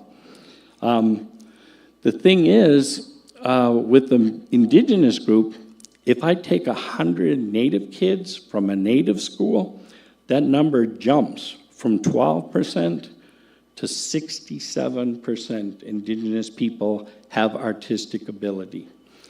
And again, translating that to a classroom, you have 25 native kids in a classroom, 17 of those kids are going to have artistic ability. And because that's processed by the right side of the brain, we're considered right side brain thinkers. We're not linear. We're not mathematical. We're not systematic. We basically look at everything and see how it all works together. That's how we do things. And that logical part of the brain, the left side of the brain, unfortunately, that's the way the education system is set up. That's the way the governance system is set up. And that's the way the judicial system is set up. So you can see how a lot of people fall through the cracks if that's just not the way they process information. And another thing is that right side of the brain not only includes artistic ability, but it also includes musical ability. You'll find a lot of people with artistic ability have natural musical ability, whether they can sing or whether they pick up an instrument so easily and self-taught. That all comes with that mind. I was talking to Jamie Glode, he had one of my cousins there, and talking about the processing of information and how our system is a little different. And he was relating this story about how the teacher was trying to make him understand something. And so, well, Jamie, it's like, you're a hunter. And it's like, you have 4 birds in a tree. It's like, you shoot down 1 bird. How many birds you got left? And Jamie said, none. And the teacher said, no, that's not right. So he asked the other little kid and said that Jamie was told he was wrong. He said, look, asked another student, if you have 4 birds in a tree, you shoot 1 down, how many you have left? The other little kid processes it, it's like 4 take away 1 is 3. You have 3 birds left. Jamie's like, no. They said that was the correct answer? That's baloney. And he said that if you got 4 birds in a tree and you shoot 1 down, the correct answer is 0 because the other 3 are going to fly away. And it's like, that there is that right side brain thinking. And even going to a museum one day on a simple day where we were doing some research, one of the archaeologists grabbed this box of cotton gloves. And when we got down to the museum, we realized that, well, these aren't a pair of gloves. This is a pair of right-hand gloves. And they even said, well, we can't do our work today. It's like we're not prepared. We don't have the gear. And I said, take 2 right-hand gloves. Take one, turn it inside out. A right-hand glove turned inside out is a left-hand glove. And she looked at me like I had 3 heads. Like, how the hell did you come up with that? And it's like, no, it's just the way you see things. And it's that ability to see beyond the obvious. And that definitely leads to our education system, especially through MK. You can listen to a speaker. You can have someone tell you something. You can read it for yourself, or you could have someone read it to you. Now, Indigenous people are very kinetic, very hands-on. People love to watch and learn. It's like, don't tell me how to do it, show me. It's like, and then someone shows you how to do that. Or even if you do it along with somebody, giving them help in a step-by-step process, you're going to get a heck of a lot more out of your students. And again, some of us just figure it out for yourself. It's like I get half the furniture from IKEA. I don't look at the instructions. I look at the picture on the box. It's like, this is how it works. This is how you do it. And another thing was, I wasn't the best student. I liked grade 8 so much, I did it twice. And thankfully, on my second time around, I had a teacher who understood me a little more than the other teachers. And I hated to read. My least favorite subjects were history and geography. And here I work for the Department of Education as a historian and a geologist. Go figure. But still, being introduced to these classic stories, it's like, okay, he doesn't like to read, but there's graphic novels, there's comic books, there's other ways of capturing the visuals with the narration that definitely I excelled in. And then going from reading these books to creating these books. It's like, now I am 64 years old, working with the Scholastic Book Club for Kids, series of Glooscap Legends with Christopher Kientz. And he's the guy who did Raven Tales for CBC and APTN. And he came to me over on the East Coast and duplicating what he did out in the West. What he did was a series of animated shows over there that he converted into graphic novels. Well, you come over here on the east, we took 8 stories and went straight to the graphic novels. So those are some of the images you might recognize from Christopher Kynes' work. But even depicting people like Danny Boy in his regalia, and even when they had this Mi'kmaq holding a spear, I'm like, well, you put a Mi'kmaq spear in his hand. It's like even the warrior that we have in the story here with Gluskab, he's got a Penobscot double bow. It's like, these are the things. We were a tattooed society. At the point of European contact, our indigenous people commonly had tattoos. And to put that in a children's book, depicting that that's a part of our culture, it's just staying true to it. Did a series of 8 of the stories that we picked, and even ended up in a digital format, so they are downloadable for your phone or your iPads. And this is basically how I do it. I keep all my imagery separate, so that way I can reuse everything that I have. You got the fall leaves here. You take a photograph of a garter snake. It's like you do a painting of that garter snake. And it's like scale for scale, line for line. And then once you got your painting, you just throw your painting on the background. And again, if you got that exact same background, and you're looking at salamanders, where there's male and female, just chuck them on the same background. I can do illustrations in 20 minutes that would take me 2 days. This one you've seen from the Mi'kmaq History Month poster series, populated with all the different animals that we have. Definitely you can work a lot faster, and even room for editing. For example, looking at that picture, you can see that the eagle was in the sky, and when the poster was finally done up, they needed that top sky part for the title, Mi'kmaq History Month. So all they did was take that little eagle and shove him to the left and make room. Yeah, and again, these things are definitely in the school systems of Indigenous MK schools. And this is the backgrounds that we've done. We got all seasons of the year. We got coastal, we got interior, we got caves, we got forest. And with all the different characters that we have, even in different poses, you see Gluskab at the very bottom with the Mi'kmaq double warbow. It's like you're doing these little puzzle pieces. These are all just made up from different parts, upper body, the forearms, the waist, the legs, and that way I can move it like a paper doll, and I can put it in any different pose. So all you do is take a background, take some characters, throw it on, you got an instant picture. You can do that in minutes. And literally, we were putting books together, about 1 book every 4 days. And even working with Department of Natural Resources, you develop this ability to paint, but it's like you're not really saying what the words mean. When we talk about loon or we talk about Kalibu, these are what I'd do for natural resources or the Shubenacadie Wildlife Park System, just identification shots. But when you're thinking about things in a Mi'kmaq term, it's like Quimu, the one that cries. Make them calling out.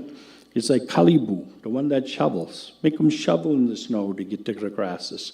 These take that understanding to a whole new level, and a Mi'kmaq level. Fuffin, working with Semi-Cell Sand, we found 2 different interpretations of that. One is wide bill or heavy bill. So depicting it loaded with up the little sardines. Gobet, the one that chews down trees. Like rabbit, obligamuj. Obligamuj is the one that bounces for short distances. Bear comes from Mui. We had a basket called the Muinanik. Muinanik is a harvester's basket or a berry picker's basket. And bear got the name Moon because that's the one that picks berries. So doing illustrations that tell more of the story is what we're all about with the Mi'kmaq Debert. And even with Squelch and the green one, well, we have frogs in our culture here that are not green. It's like, what do we call a spring peeper? It's like, what do we call a golden wood frog that looks like a dry leaf? Or what do we call a peckerel frog? That again, the gold and the brown, the camouflage, does not green like the trees. So again, working with the Mi'kmaq Elders Advisory Council, as well as our linguists. We had Semi Salsan for a couple of years. He was a great young fella. And now we got Gordy Marshall. And it's like we plan on working with him, doing the same thing to further our work. And even when we talk about the imagery and just pointing out that you're finding kinnis in every one of those words. And the reason being, it relates to how it's pointy. Well, put that in there. It's like, tell that story, bring it home. It's like Waspu. He's just talking to Georgie Marshall, I'm sorry. He's talking about Waspu and how it got its name from the one that's shiny when it's wet. So you have to dry this dry seal, followed by a shiny one. So it's the same thing, but that's the way the Mi'kmaq referred to them. And again, talking about Serena stories again, and the night sky stories that we have.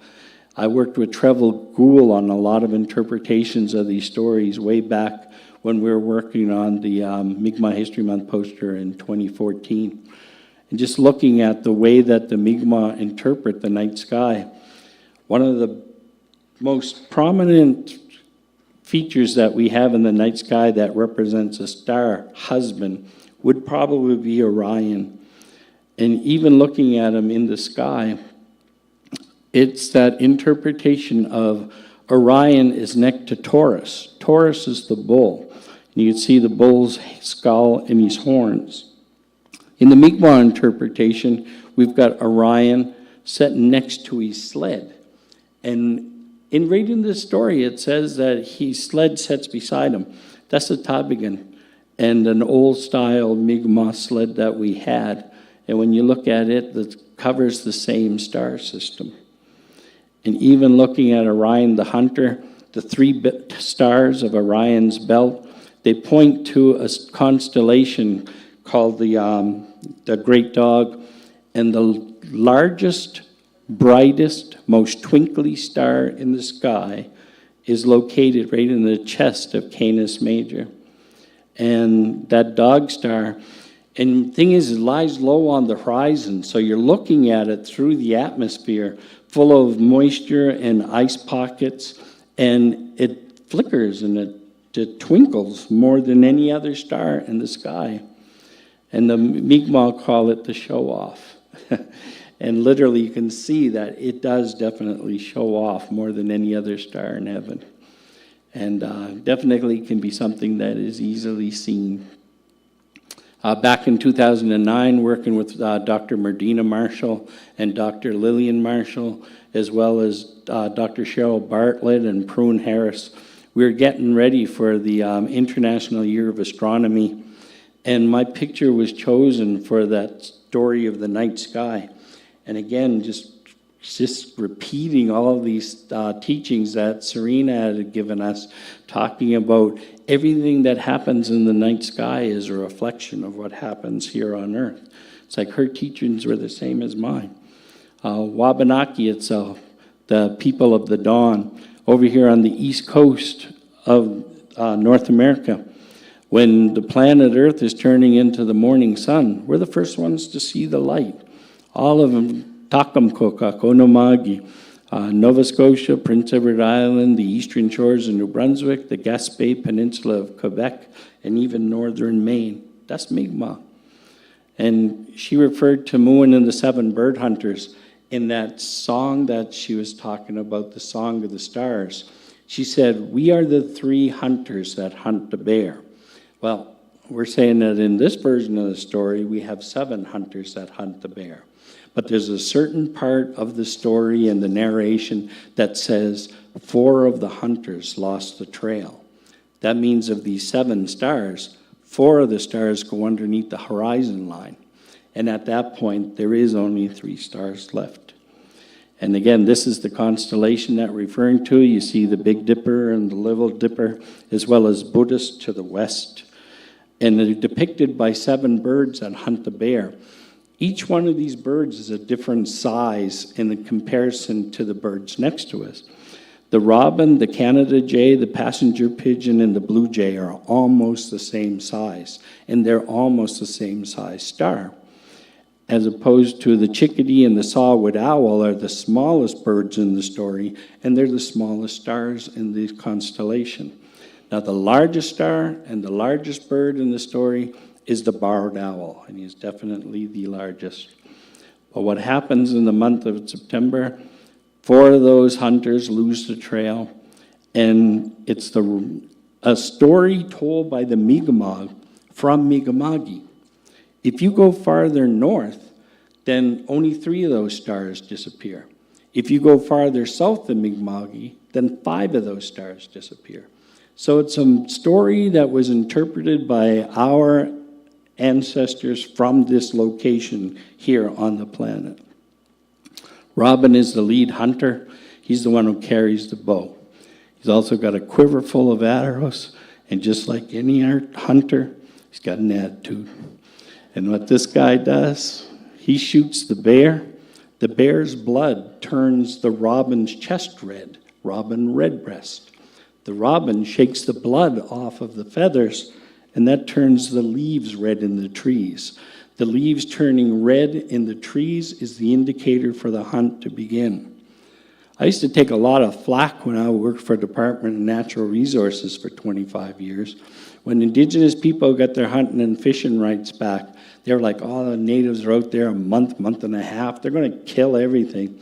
And I'm like, man, we friggin' hunt when the stars and the trees tell us. And they're like, oh, yeah, Gerald's going all Indian on us. And I'm like, no, man, it's in the stories. It's in the, and even telling them that it all starts with the ecological calendar.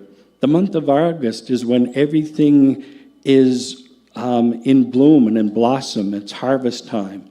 Those animals are starting to feed and bulk up for winter.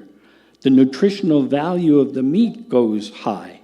Why shouldn't I be hunting now? The meat is very rich. If I go hunting in a month and a half from now, it's going to be starting to be depleted. It's like we have a time, Indian time. And again, it's based on pattern recognition. And the only way you can unlock pattern recognition is to observe, memorize, and compare, because that's the only way you can find out how the system and the cycles work. Cycle is a reflection of a circle, and circles are sacred. So a lot of these teachings are embedded in the water cycles, the energy cycle, hunting cycle, fishing cycle, nutrition cycle. Even at this time of year, animals are in mating season. Gestation period of a moose, a bear, or a deer is 200 days. That's 6 months. That means if the animals mate at this time of year, that's going to guarantee that their young are going to be born in March or April, after the hardest month of the year, which is February, named after our god of winter, Apuganajit. So even the animals, we have lessons to learn from them. Again, hunting that bear, because the nutritional value is very, very strong. You can hunt all fall, you can hunt all winter, but in the spring, we stop hunting. That nutritional value is starting to be depleted by the hard months of winter, and what is left is usually, and especially in a female animal, it's going to feed next season's brood, the little babies for next year. And even looking at that anatomy of a story, this was a picture. When I first started at Mi'kmaq de Burt, I had to read a lot. I had to read all the information that they had, all the research that they had done previously before I started, and get up to snuff. I saw this one photo in a book, and it said, my grandmother used to call this plant little bluebirds. And it said Norma. And the first thing I thought was, my grandmother taught me that that's Eonig Jibjij, which literally translates to little bluebirds. And I'm like, who's Norma? I had to know. And I said, my grandmother showed me this plant. It's called common vetch. And when she showed me and said it was Eonig Jibjij, we were with Clara Glode. And Clara Glode was one of our elders as well as one of our band counselors in Millbrook. And she said, you know what elneg is, right? And I'm like, no. And she said, elneg is smoky blue or cloudy blue. And gypjeej is just a bird that's small. So elneg gypjeej is a little blue bird. I looked at that and I'm like, don't look like no little bluebird to me. And my grandmother grabbed the plant in her hand and she pulled it between her fingers. And this is what came off, was the petals. And when the petals are not folded out, they're by their side, just like a little songbird. And again, as it starts to blossom, they fold out. She also taught me that there's only 3 reasons to peel the petals off of a flower. She said one is for food, the other is for medicine, and the third one is for paint. And like I said, she said, you boil a bucket of this, you're not going to get pretty mauve. She said, you're going to get slush. But again, it is high in vitamin C, it is a succulent, and it is a food as well as a medicine. Other versions of it, sweet pea, it belongs to the sweet pea family, and it does produce a pea. But the thing is, that pea is toxic. And that plant was named after the time of the year or the stage of its process that you use it when it's in the blossom state. If you go on to eat the peas from that, it'll give you stomach problems and you'll throw up. Now, you don't want to eat anything that's going to make you throw up unless you use it as a medicine and you're trying to expel something that's inside you that is not good for you. You get a hold of a piece of a bad moose meat, and it's like it's giving you stomach problems, then you eat these peas, and you will throw up the bad meat, and you'll get better sooner. So these are some of the teachings as well that come into the art.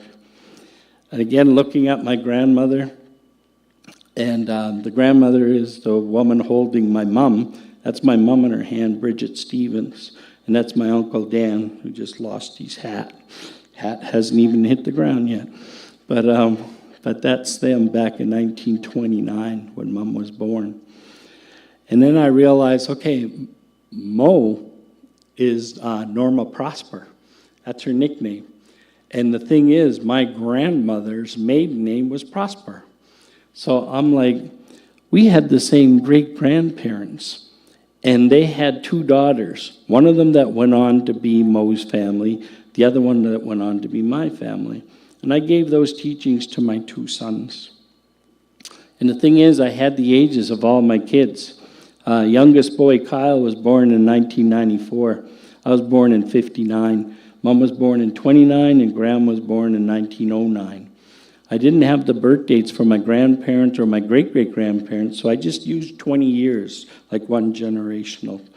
And you could see that the age of photography started in the mid-1800s. So I sat in front of my computer and I Googled native life, 1869. And up pops this picture when Indians were still Indians. And it's like that woman who had 2 children. One of those children went on to be Norma's family line, and the other one was my family line. So that's how these stories work. And that's how these illustrations and depictions of things bring things to that educational point of understanding. And I've been doing that all my life. 64 now, I'm getting ready to retire. So someone else got to pick up all this stuff and doing it. My first art teacher was a man by the name of Ernie Coombs. He had a television show on CBC called Butternut Square. And later on to become Mr. Dress Up. And he'd tell people, like, you know, we're going to a commercial break now. So if you want to go get art supplies, we'll work together on an art project. And he'd teach you how to draw. And that's basically how I learned how to draw and how to convert, like, you know, a 2-dimensional piece of blank paper into objects. That's Rosie Brooks, one of the elders from Millbrook, who's big on education. Even taking a pen, putting in grayscales where they don't exist, or even following the direction of fur to give that moose outline and muscle. And yeah, doing tons of paintings and illustrations. That's all I've ever been good for. And again, when she was Serena, again, I keep going back to Serena and Serena's teachings, because I swear to God, we had the same teachers. But again, Skadagamujwauti Mikchij, that there is the name of the Blandings turtle. And taking old photographs that are over 100 years old and converting them to indigenous ones in a more contemporary format. So I think that's where I'm going to pull the plug on myself. I see rolls going by, so I have something else to do right now of a higher priority. But again, I want to thank you very much for the invite.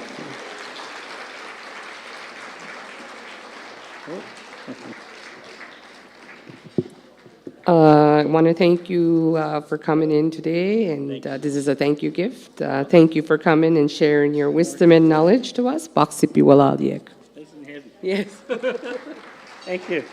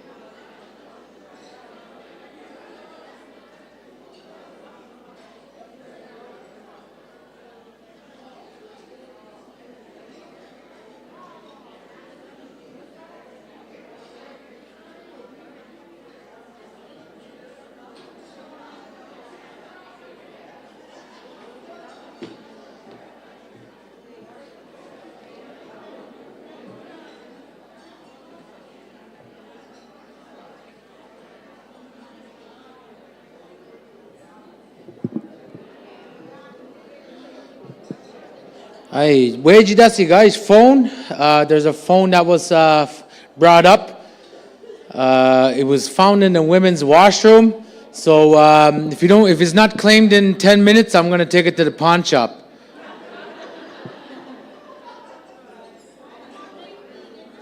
Mugajidu. Mugaji I went phone, but anyways,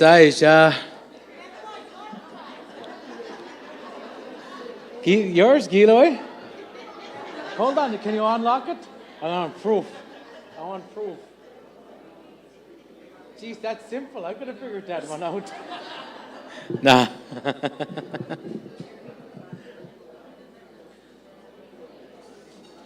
So, Abukchi, we're going to start our youth panel shortly. So, I'm going to invite our youth that we invited to start making their way up here on the stage, and then we're going to get that underway in about 5 or 10 minutes.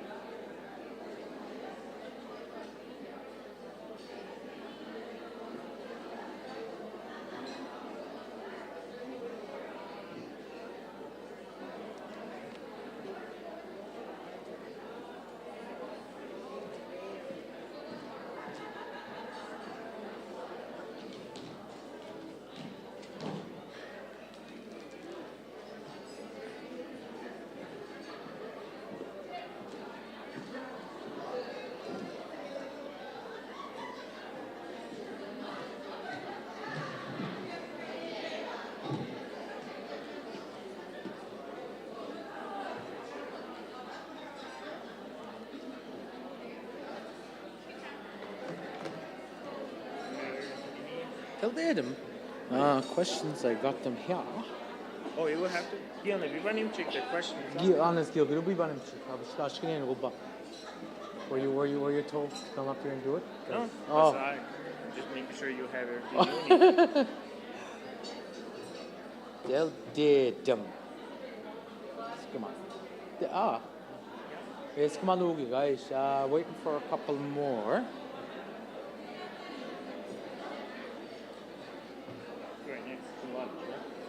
Wait, half-hour lunch is not hour. 45 minutes, we're bad.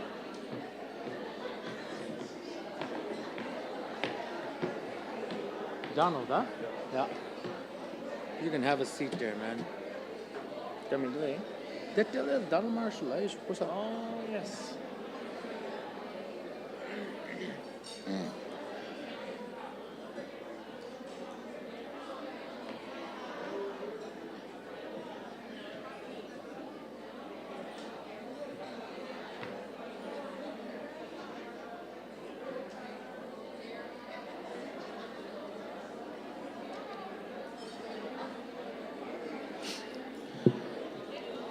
So I just want to remind everybody that scan those QR codes when you guys get a chance, and to offer the feedback back to MK, and start thinking about one of the questions are for next year, because we're thinking forward as well. We want your feedback of next year for PD or anything like that. You know, give us feedback on what we could do also next year for next year's PD as well, the theme. This year it's language, culture, and Mi'kmaq ways of knowing. So next year, we're also looking for feedback from you guys. So on the, I think in the breakout rooms, and maybe, I'm not too sure if they're on your tables here, they are. So please scan those QR codes and give us feedback as we're going through today. Wala liyo. All right, we are looking for Deja Gallo, if you guys are here.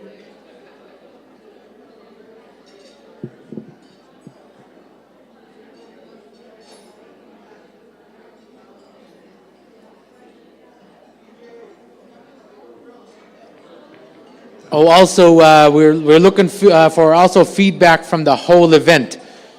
I just got a text from Sarge Jr.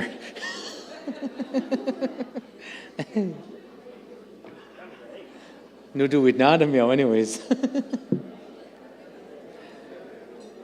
So we're going to start our youth panel shortly while you guys are enjoying your lunch. Some of the questions that we're going to ask our youth are going to be, but not limited to, because we might think of something else to say or something to ask, and some of the young people could go with what they want to talk about. But some of the questions we want to ask are: what's your inspiration to learn our language?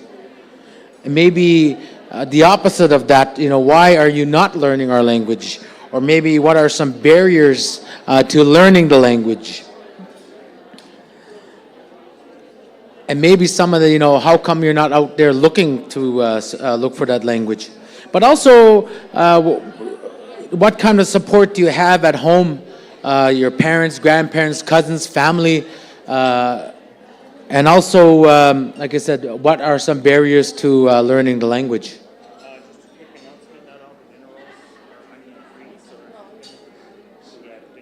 They're not?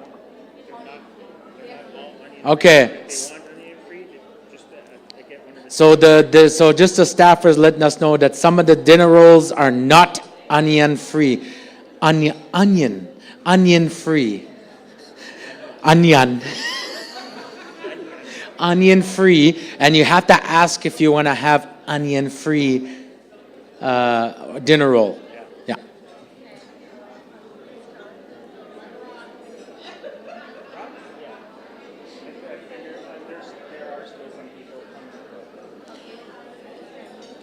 So we're just waiting about a few minutes while the other workshops that are around are closing. So we're probably going about 5 or 10 minutes before we start our youth panel. So I'm gonna invite our youth up to make their way up here onto the stage.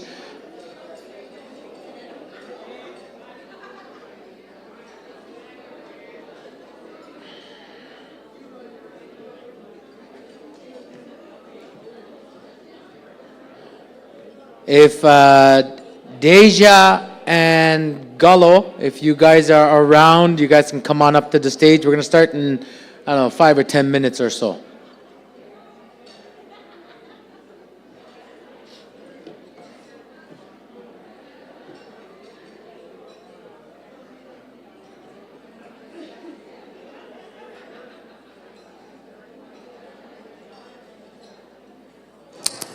Check, check, check.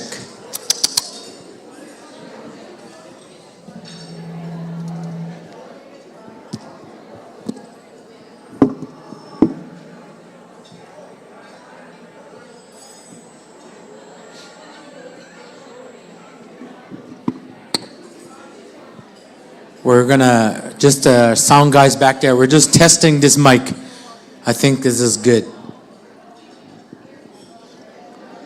We are looking for Deja. If you are around, come on up.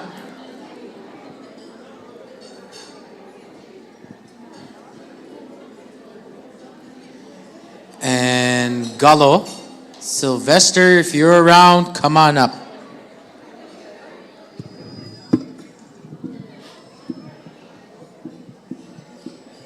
Oh my God, you guys are on TV.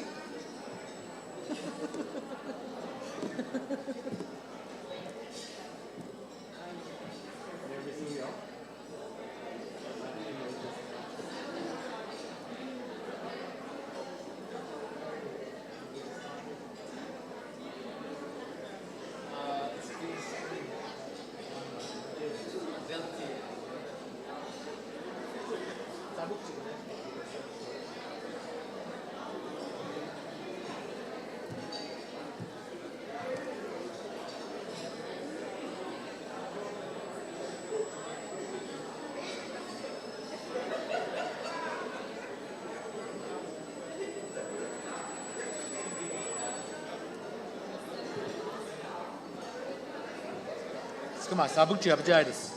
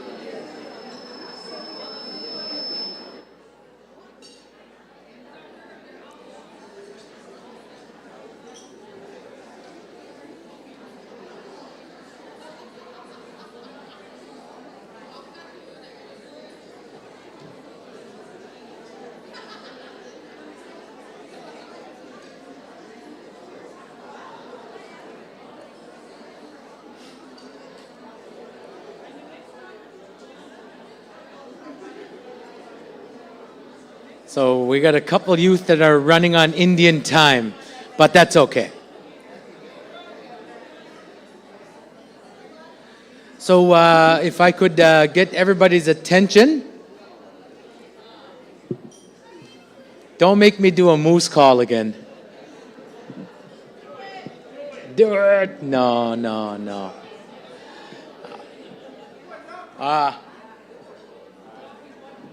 Back it to Munudui.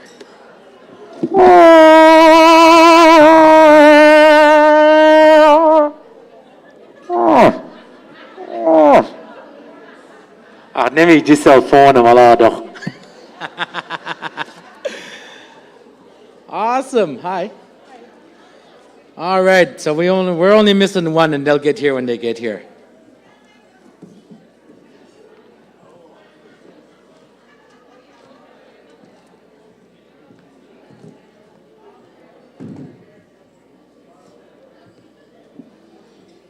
Perfect. So our young people Can we have a big round of applause for our young people here that are joining us? We have Deja Johnson from Bakankik. We have Terrence Toney from Escazone, Ainsley Denny from Escazone, and we have Donald Marshall from here in Membertou. We also have Gullo Sylvester, and she'll be here when she gets here. So how about a big round of applause one more time for our young people?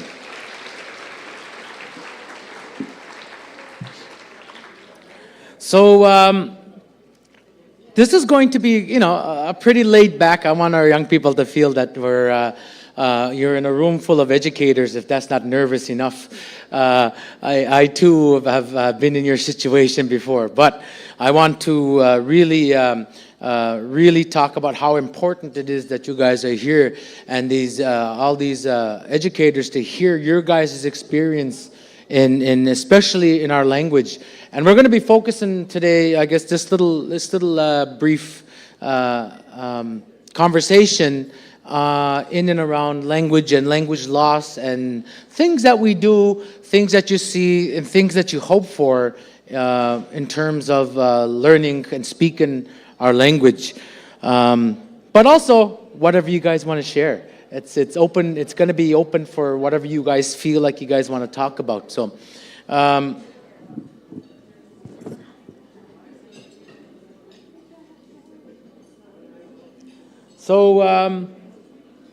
and I guess in no particular order. I don't know if you guys who wants to start.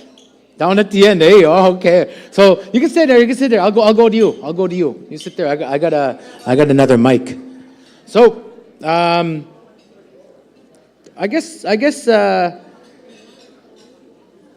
our first question would be, and everybody will take turns answering. What was your inspiration to learn our language or to learn our culture?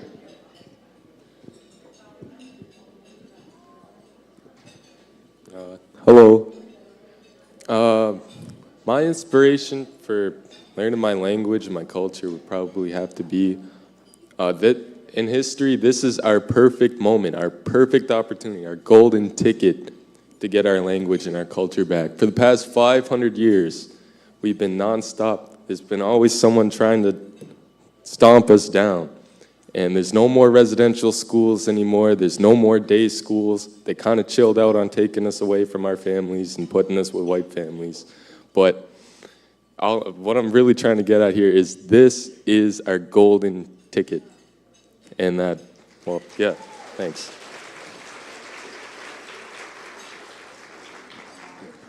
Well, thank you guys very much. What's your inspiration? My inspiration? Yeah, what's your inspiration? And then my inspiration, if it was a person, would probably be my father, Donald Marshall Jr., because, well, his father was Grand Chief, and then, well, he did the stuff he did with treaty rights and everything. And since I'm the third, I really can't just sit here and do nothing and not fill the boots, you know what I mean? I can't just be a nobody. I can't just see all the work they put in and all the struggling and trials and tribulations they went through just for me to sit down and on my couch and just watch Netflix all day and just not learn my language or my culture or anything like that. Just doesn't make sense to me. Well, all in, man. Well, all in, Donald. Ainsley. What's your inspiration? My inspiration to keep on speaking my language is when I have kids, I want them to speak the language as well. So I want to keep it within my generation, and I want to be able to speak my language to my friends and not be able to be scared to be judged. When I was younger, I used to speak fluently with my cousins until I got to grade 4, and I gradually started speaking English to my teachers, and it finally just became it became consistent where only spoke Mi'kmaq in my home. I grew up in a fluent home where we spoke Mi'kmaq, I would say 95 to 99% of the time. We weren't allowed to speak English until I got to grade 5, where immersion stops at grade 4. So my inspiration is to teach my children to know that it's okay to speak our language, even to their friends. Thank you, guys.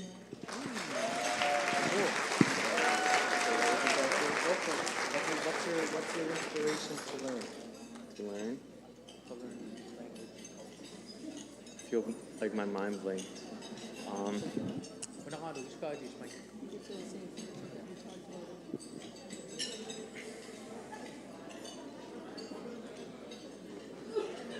My mind kind of blanked when I got the mic.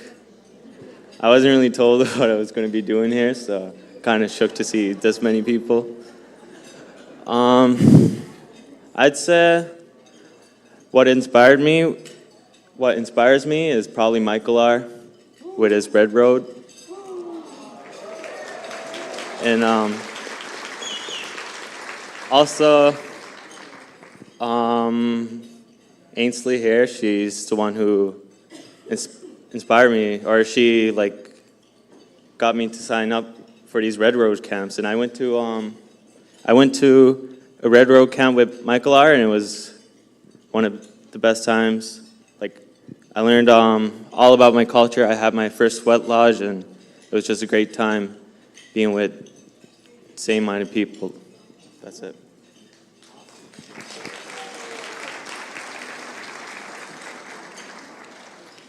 My inspiration? Your inspiration to learn your language, to learn your culture. I'd have to say that my inspiration to learn my culture was definitely the lack of speakers in my community. Buckingham is a really small community, and there's a lot of fluent speakers, but it's mostly elders, and a lot of our youth don't speak our language. And I wanted to change that, and I wanted to learn how to, I only speak very little Mi'kmaq, and that just sucks, and I want to learn how to speak more, and I want to be able to be fluent in my language and share that with my friends, and I just want to see more youth in my community speaking our language, because I think language is very important to culture, and it's one of the things that was taken away from us, and I think that we need to bring it back, and it starts with the youth.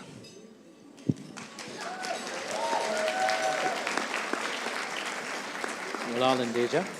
So what we'll do is, since you have the mic on this end, you'll answer the next question, and we'll just pass it down that way again. Is that okay? Yeah. All right. So as we talked about, what was your inspiration to learn, we're going to ask the opposite of that. So what are barriers for you to learn? What's stopping you? What's giving you a hard time learning?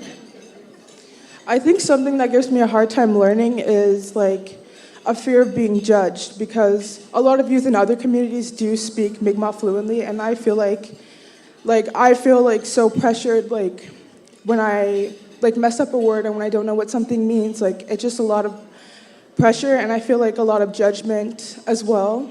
And it's because I feel I should know these things. It's something that I should know, but I don't. So when I admit that I don't, I feel really vulnerable.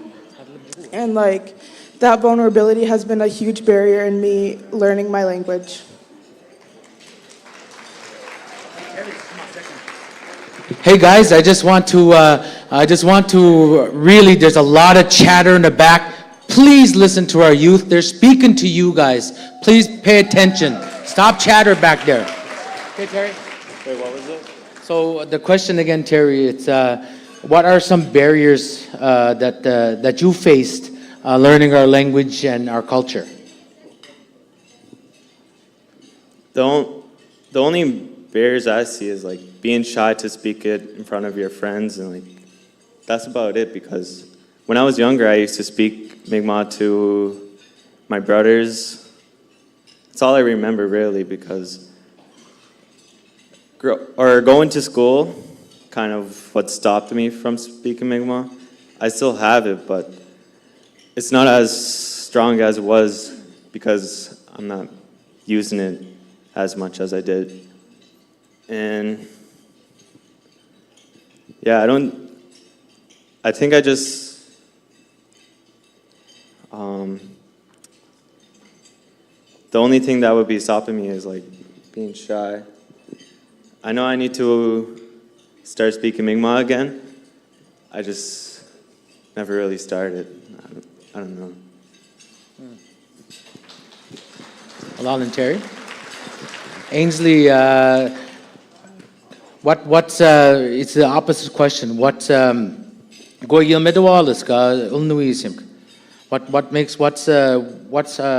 our barriers to learning? Barriers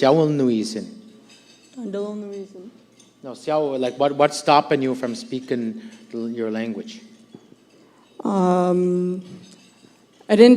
I've never really had a problem with anything stopping me from speaking my language because I'm so confident and I'm not afraid to express what I was taught. And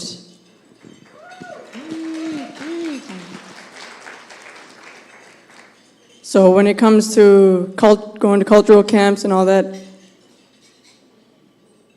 I'm the first to volunteer to say a word if they ever asked me to, if they ever asked. One of the things I would say is stopping immersion at grade 4.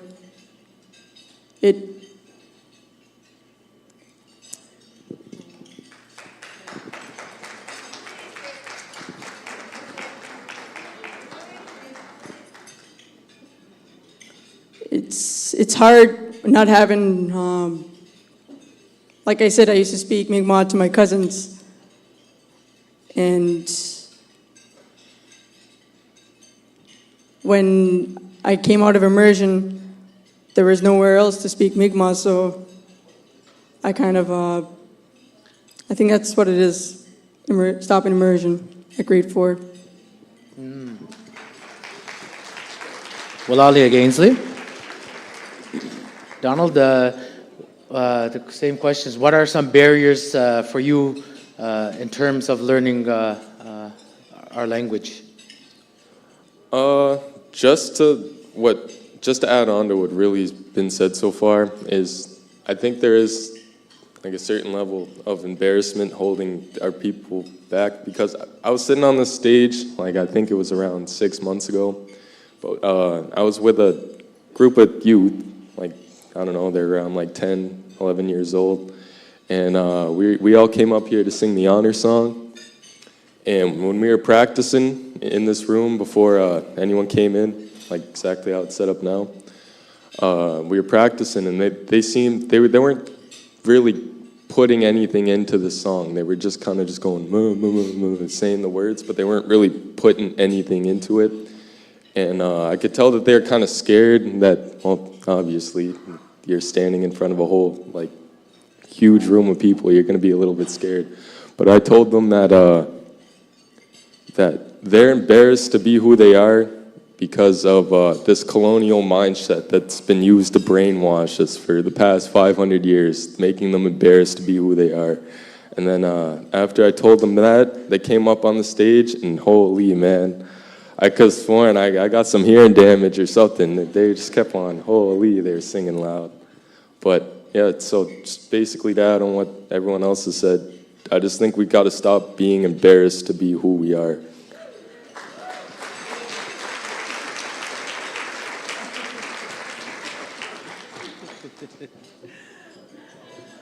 Perfect timing.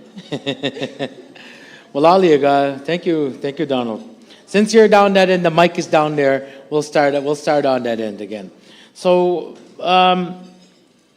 we talked about what your inspiration was, and maybe some of the barriers is to to learning our language, or I'm a lot older than you guys, and there's some of the things you guys are saying I can relate to as well, because, you know, being a speaker myself, people my age, when I was growing up in Eskasoni, didn't speak as well. There was a lot of my friends, there was only my family that spoke it, so a lot of my friends, so I understand a lot of things you guys are saying, and I'm pretty sure a lot of people here and the audience can relate to your guys' feelings as well. So, you know, when we talk about, you know, we talk about the barriers, we talk about what inspires you, but also, what are some things that that support you? Who's there to help you? What programs are there that you guys can think of? Or, like I said, who in your family can support you in your language journey or your learning your culture, and who's there for you? What support do you have? Through the summer, I went to a lot of cultural camps, just kind of spread out everywhere. And everyone in my, I learned how to make like flutes, bows, spears, a bunch of cool stuff like that. And all my friends were asking me, where do I learn all this cultural stuff? Where do I sign up for it? And I just think that if people were just more aware that these things were going on, I think they'd be a lot more effective, like these cultural camps and stuff. Because all the ones that I've went to, they have taught me something. It's not like I went to one and I was like, came back after a weekend and I was like, oh, that was a waste of time, you know what I mean? So I just think, yeah, like these, I don't know, these cultural camps and all this stuff that they send us to, it really, because we do ceremony and stuff there too. That's where I did one of my very first sweat lodges, is at a culture camp. So I guess it kind of just adds to the snowball effect that maintains momentum. So I don't know what I'm really trying to get at here, but that's it. Awesome, man. Well, Aliak, thank you. Ainsley, who supports you in your language journey? I think it's the culture providing all these cultural camps, like Donald said. You don't just go to them and not learn anything. You come home with at least more knowledge than you had before going to it. Two of the people, I shouldn't even say two of the people, my parents and my grandparents have supported me huge in speaking my language out. I would pronounce a word wrong, and right away my grandparents would, or my grandfather, PJ, he would tell me the proper way of pronouncing it. And I've not one time I've ever taken it in a bad way, because I know that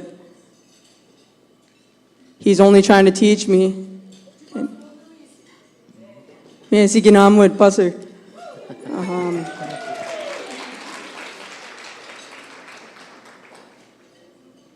Well, da si ginamod jik tandalon nuisin.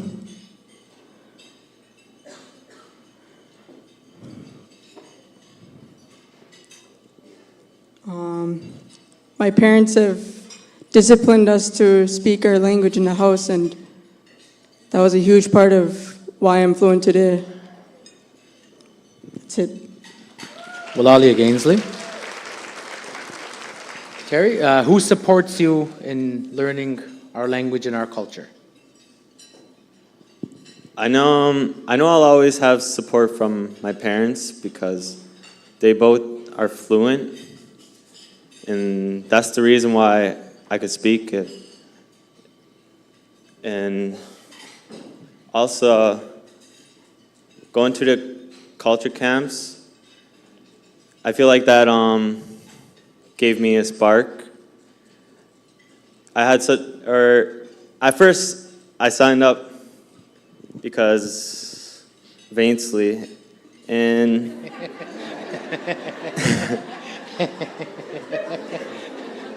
and then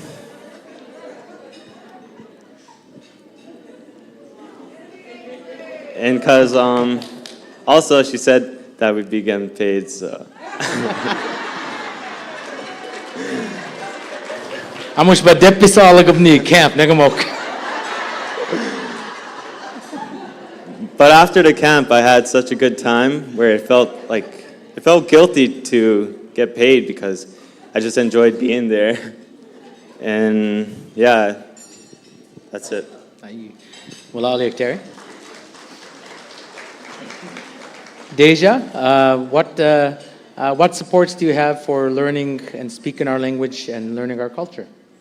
Some supports that I have are definitely elders in my community. Like my grandfather, for example, he's a fluent speaker in Mi'kmaq, and he's always willing to help. I feel like most elders are always willing to help. They're always willing to teach you because they want you to learn, and like they're happy to see that you taken an interest in your language and your culture.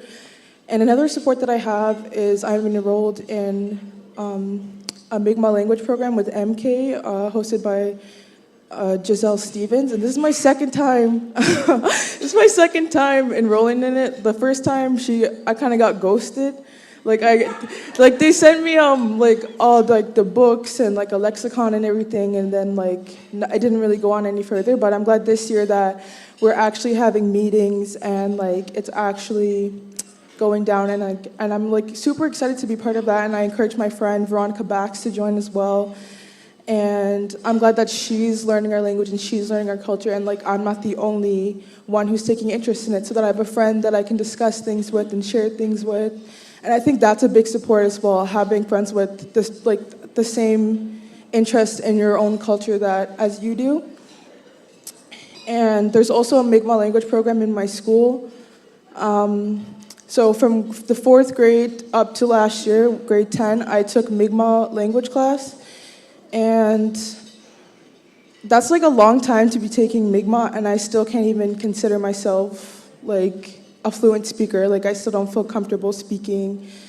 Well, not feel comfortable, I'm not, I don't know that much Mi'kmaq. I only know the basic language and the basic words, basic responses. And I think the reason for that is because I find the curriculum never got any more challenging. Math every year, grade 4 math is different than grade 5 math, and it gets challenging and challenging. But with Mi'kmaq, it was I was learning the same words every year over and over and over again, and I didn't really improve. But in the 7th grade, Philip Prosper was my teacher, and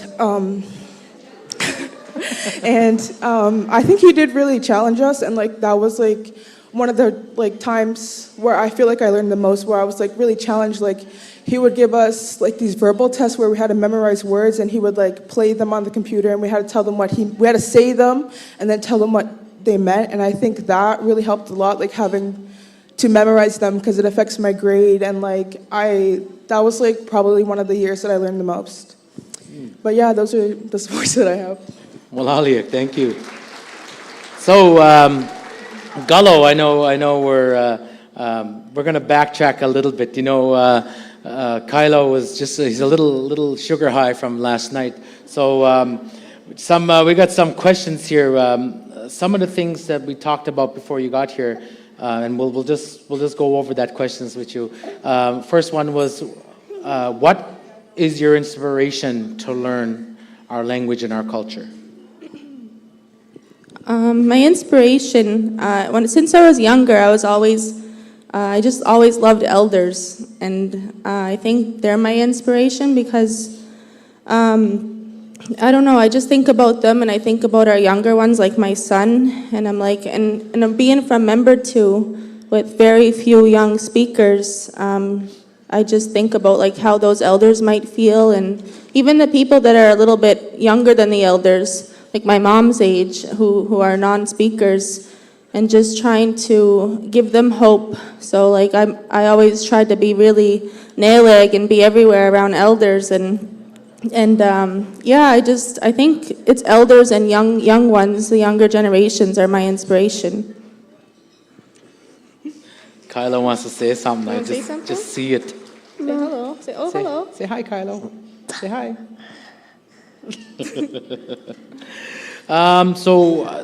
The opposite of that question, what are some barriers that you faced learning our language and culture?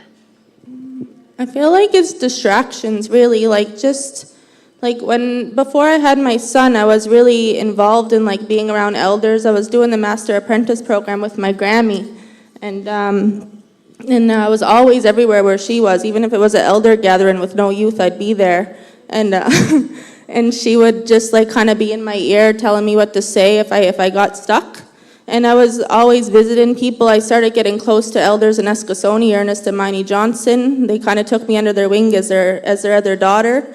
And Joe and Judy Gugu Sudik, they kind of took me under their wing, and just getting close to them. And I think it was just distractions because I had my son, and then I just kind of got into that world of being a mother, which I know language should be a big part of that, and I was doing my best at the time, but I think just like being distracted by so many things around me. And then I kind of got hit with reality when my Auntie Barb, who's my biggest inspiration with language, she kind of put me back into reality and gave me that tough love, and I was like, you know what, I got to go back to that, because that's what makes me feel whole is when I learn language, and it just gives me this feeling that I can't describe. So I started doing that more and being Naleg once again. So, and now he's going to be Naleg too, which is great.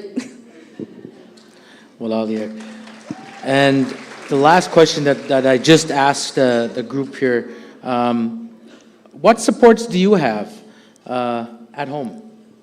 So going back in time, when I started being in Member 2 school, because I was going to school off reserve, and then I went to Member 2 school, and then Jane Meter was a big inspiration for me, because she was in there doing ceremony and bringing that ceremony into classroom and bringing language in the classroom.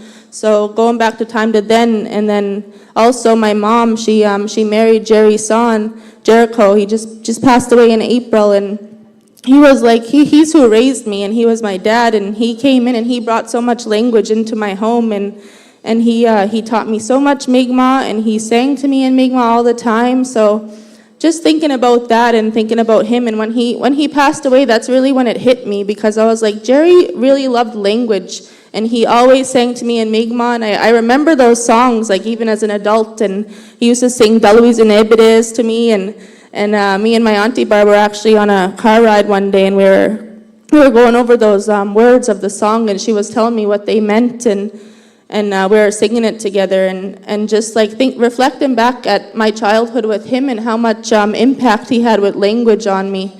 And I think I'm really grateful for that, because he gave me that tongue that I have, and I think because I can pronounce things good because of him, and yeah, he just would always go over words with me, and I wish that it was enough to make me a fluent speaker, and I think I don't want to look back at that and be like, oh, I wish. So when he passed away, I was like, I need to do and not just wish.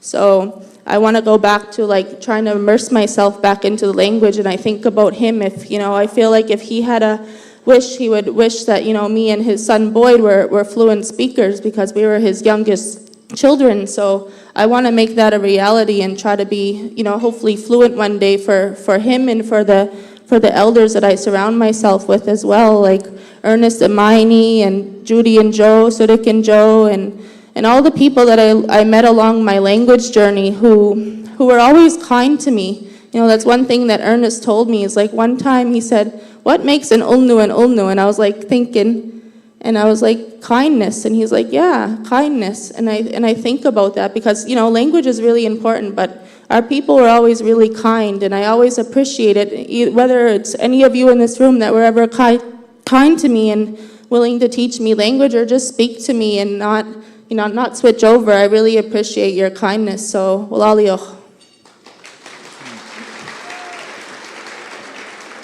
So I have one more question for all you awesome youth. You look out and you see a room full of Mi'kmaq and non-Mi'kmaq educators that work and stay in community, work with our young people, work with people like you guys. What can we do as educators? What can we do to help support you? Elmiganik, looking forward, going forward from here on out. You're talking to these awesome educators. What can they do for you to support you in language and culture? Do I pass it back down? No, you Okay. you got it. All right.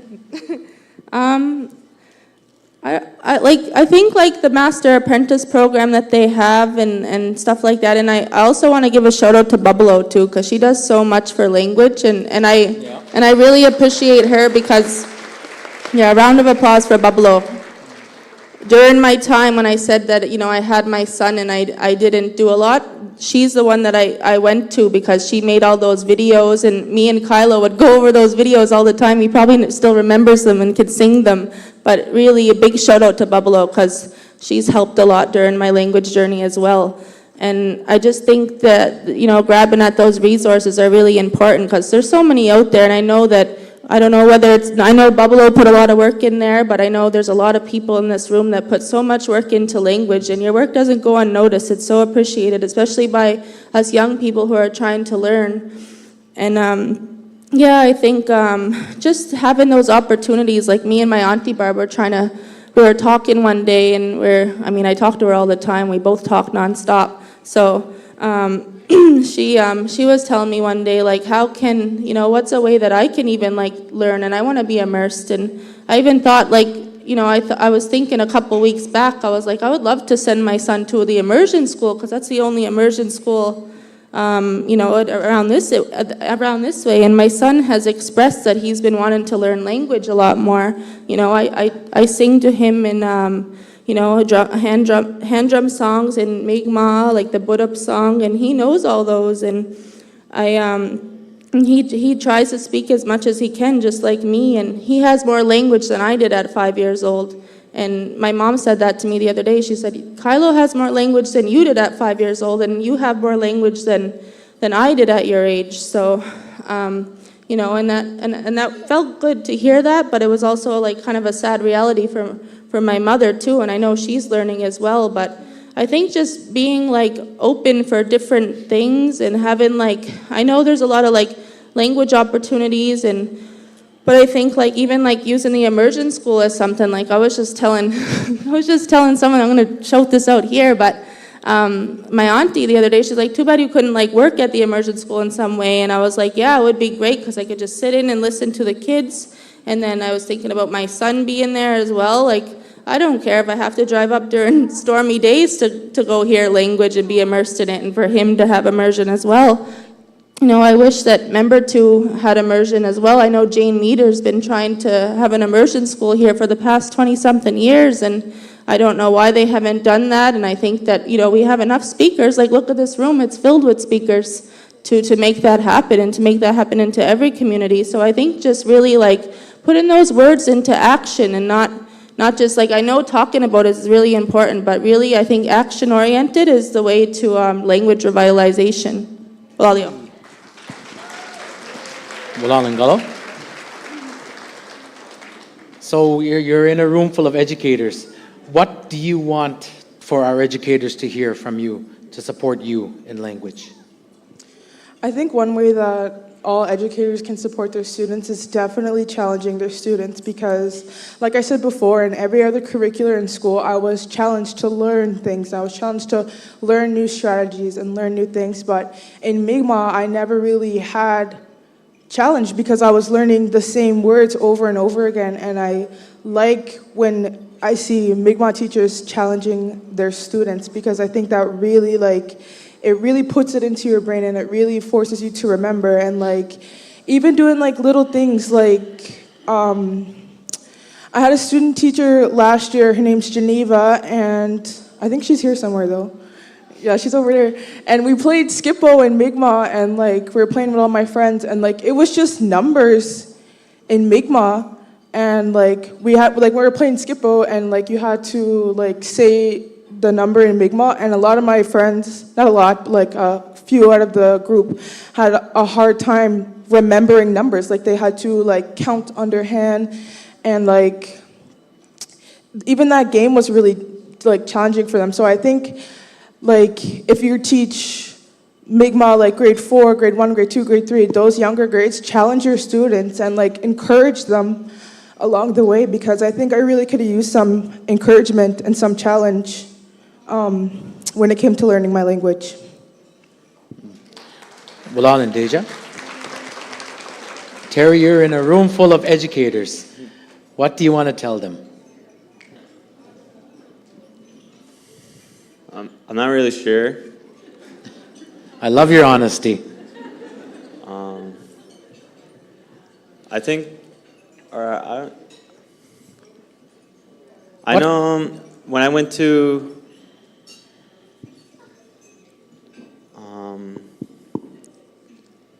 when I was in my lower grades, like below grade 8, most of my teachers were Mi'kmaq, but I didn't really hear them speak Mi'kmaq, except for like few.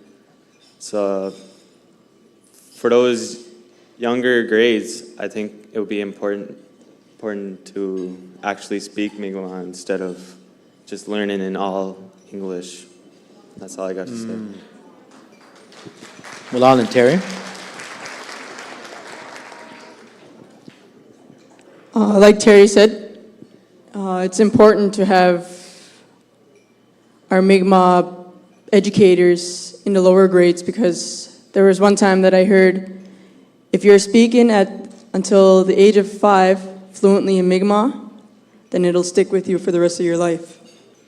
And I truly believe that, because even though after, I think it's only because I was brought up in a house full of our language, and having that change of speaking English after grade 4,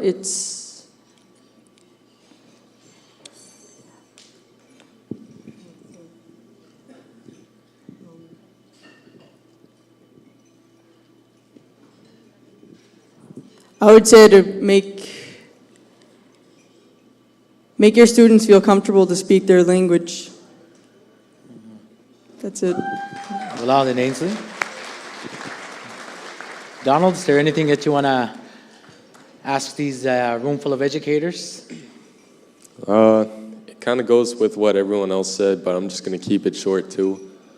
I'm just going to say it, but don't do it just to get paid. Put some passion behind it, because the teachers that have really taught me something and have really left a lasting impression and actually taught me stuff, put passion into it, and they made it fun. So just make your teachings fun, because all the classes and stuff that I've taken that were fun have stuck in with me.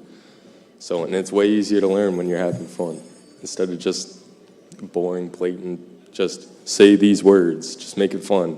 Get creative. Thanks. Well, Alia, thank you. And again, one more time, ladies and gentlemen, thank you to our youth panel here, Gullo Sylvester, Deja Johnson, Terrence Tony, Ainsley Denny, and Donald Marshall. Well, Alia, thank you very much, guys. Cool. Nope, I'm not going to stand over here. Thanks, guys.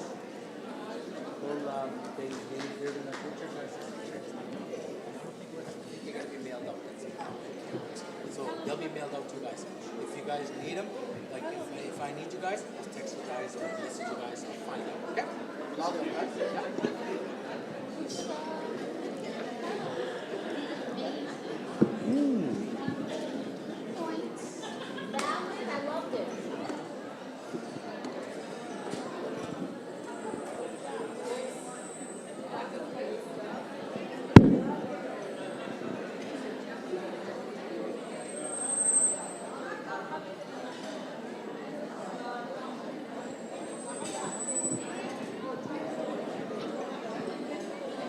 Yeah. I don't know how to turn this off.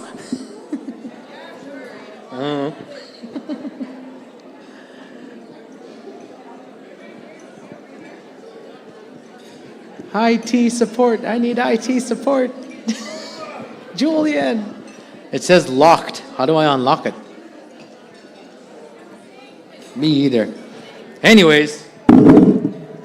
So I earlier I forgot to as a part of today, I was going to sing a feast song before we started to eat, and but we started to eat ahead of time. So I'm gonna, in that spirit of why we're here today, of our culture and our language, I'm just gonna sing this feast song by the late Sarah Denny. Guanalia guandodana he, Guanalia guanude, Guanalia guandode, Guanalia guanuda he, Igo, Igande. Igo eganna guanalia gondora he guanalia gondore guanalia gondore guanalia guanuda he Deoka, Deoka, Deoka, Deoka, Guanalia Gondora he, Guanalia Gondore. Guanalia guandore, Guanalia guanuda he, Igo, Igande, Igo, Igana, Guanalia guandora he, Guanalia guandore, Guanalia guandore, Guanalia guanuda he, oh yeah, no. So now that's an awesome segue into our next sessions coming up here.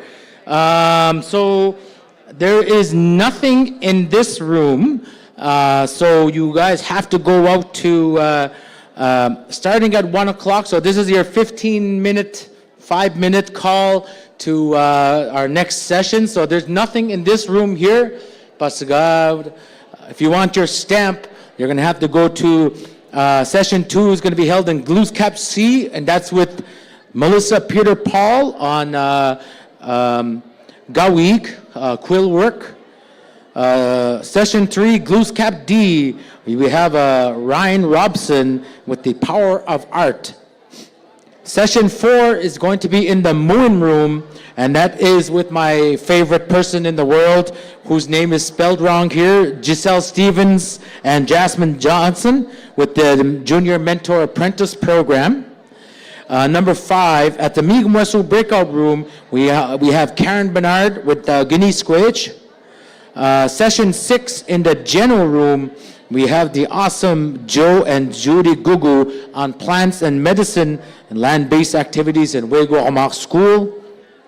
Session 7, it is at the Hampton Inn, the Member 2A room with Mercedes Peters, talking about the Glooscap legends, oral histories, and our cultural memory timeline. Session 8 is also at the Hampton Inn. In the room Member 2B, we have crafts with Yolanda Denny.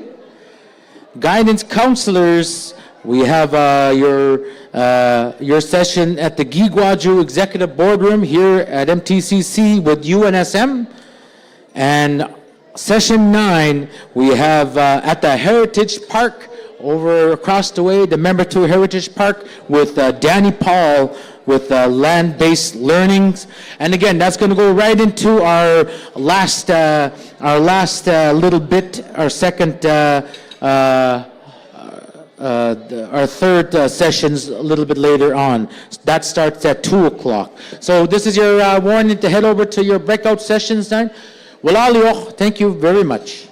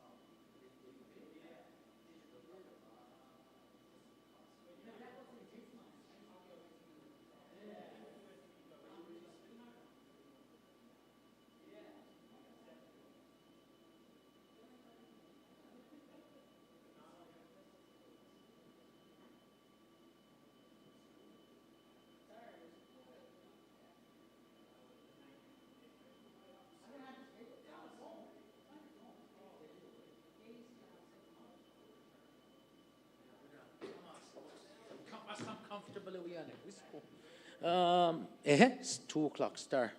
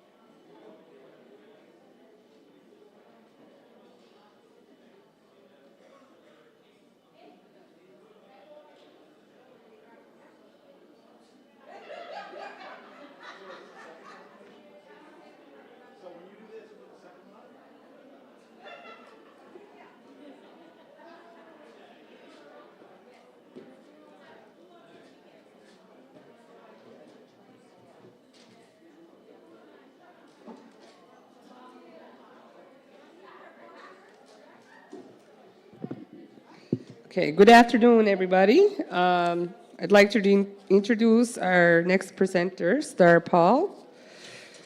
Star Paul comes from Eskasoni, the largest Mi'kmaq community in eastern Canada. Star has 7 children, ranging from 7 years to 27 years of age. She has been teaching for 24 years, 19 of which have been in the Mi'kmaq Immersion Program. The Immersion Program started in 1999, and Star was one of the founding teachers. She started with the bare minimum and built her curriculum as time went on. Star was presented all over Canada to promote and discuss the Immersion Program in Eskasoni. She graduated from St. FX University with a Master's in Education. Star and her co-writer, Cherise Paul Gould, wrote a thesis entitled Fluency, Student Achievement, and Identity, an in-depth study of the Mi'kmaq Immersion Program in one community. Star and Cherise also worked with the Atlantic Policy Congress and have shared research on the Immersion Program in Eskasoni. There is also a publication in an educational journal, Rethinking Bilingual Education, welcoming home languages in our classrooms, with their piece titled as Carrying Our Sacred Language, Teaching in a Mi'kmaq Immersion Program. Star's passion for the Mi'kmaq language did not stop there. She has taught future educators part-time about the Mi'kmaq people through the St. FX and CBU education programs throughout her years of teaching full-time elementary.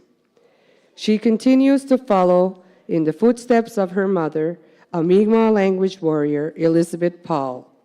Star presently teaches Mi'kmaq language full-time at CBU. Welcome, Star.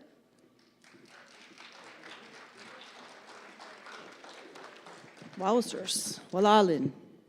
Mandulda so still bit dachna. As she has said, I've been teaching for 24 years.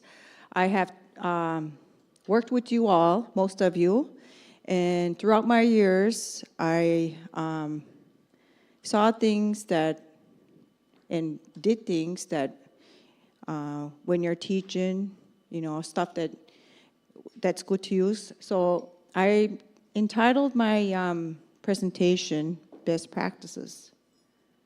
All right. Did you say there was a remote here? Keyboard. Oh, geez, no more keyboard. All right. So, the first part here, how do you begin? So, we started the immersion program in 1999, I think so. And, you know, at the time, we didn't know what we were doing, but, you know, we just started. So if you want to have an immersion program in your reserve, you could do it. But big passion, you still look at this. So when I say also start small, you have to think of the language where Meduega, it's a very hard language to learn. So the little kids, teaching to little kids, they're like sponge, and we know that. And their brain, it absorbs more of the information when they're younger. So, and we do know this, and so me saying that the brain works 4 times more is when you have 2 languages, not you bilingual in. And studies have shown this. And going on. All these years, like when we start teaching language, of course, we start using the Smith-Francis orthography. Our language is phonetic, and our writing system portrays that. So if you know the reading and writing, you're able to say the words. I'm not saying this is how to learn language, but it's a learning tool.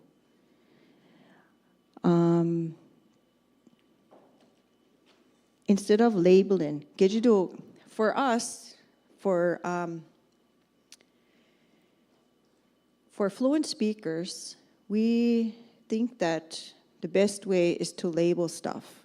Kurinya, Gutpudi, Badalodi, Ebid, Genum. But you may be teaching these words, but you're not actually teaching conversation.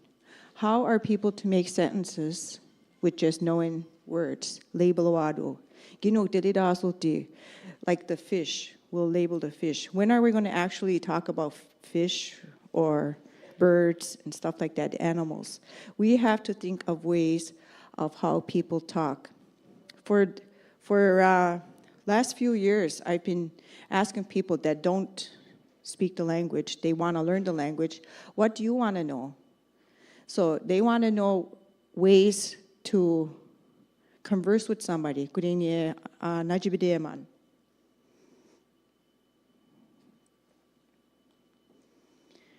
So this is one of a conversational starters would be like, make it personal, put yourself in a language learner's shoes. People like to talk about themselves. I mean, not really talk about themselves, but, you know, you're making it more personal. Weskum sin gil. So, Deluisi, Tamidlewi, when Nigama, Weskum chikudinea, when Emuji Kigwa, Giskuma descuchoijig, my mother, my father, Unkish Noch, Antos, Unquis, Giskuma desam, Okekunik, Gisnair, Numis and Sis. So days ago, Glusuahanal Nadil, Gide Giskanamodis, Giskanamas in Gil, Meda Gil personalized Waterman. Creativity. The best way to learn is through having fun. Make language games, making conversations after teaching vocabulary, and to be non-judgmental. When there's no word in a person's brain, you cannot tell them, Ulnuisi. Amushpa edego guswahano, wego gisil nuisit when. Safe space to speak is, to speak the language is key. So, for a person to learn the language, they have to know they're in a safe space. Ma when jajuig ahma deluek when moha obod lueneg dalueneg, or you know how people are react to people saying things wrong. You have to let them know. Okay, na del luen na kudinya minahash when ginuadar mua delimauta ko algistalaboji na koi negamok ansha gejidudi mudalek kenuk. That's the most important thing, and we hear that a lot. I don't want to speak Mi'kmaq because I was made fun of. Of course, a lot of people do that, and it happens from fluent speakers. And I'm not saying everybody's like that, but we have to learn, we have to be more compassionate, and we have to give them safe spaces to learn.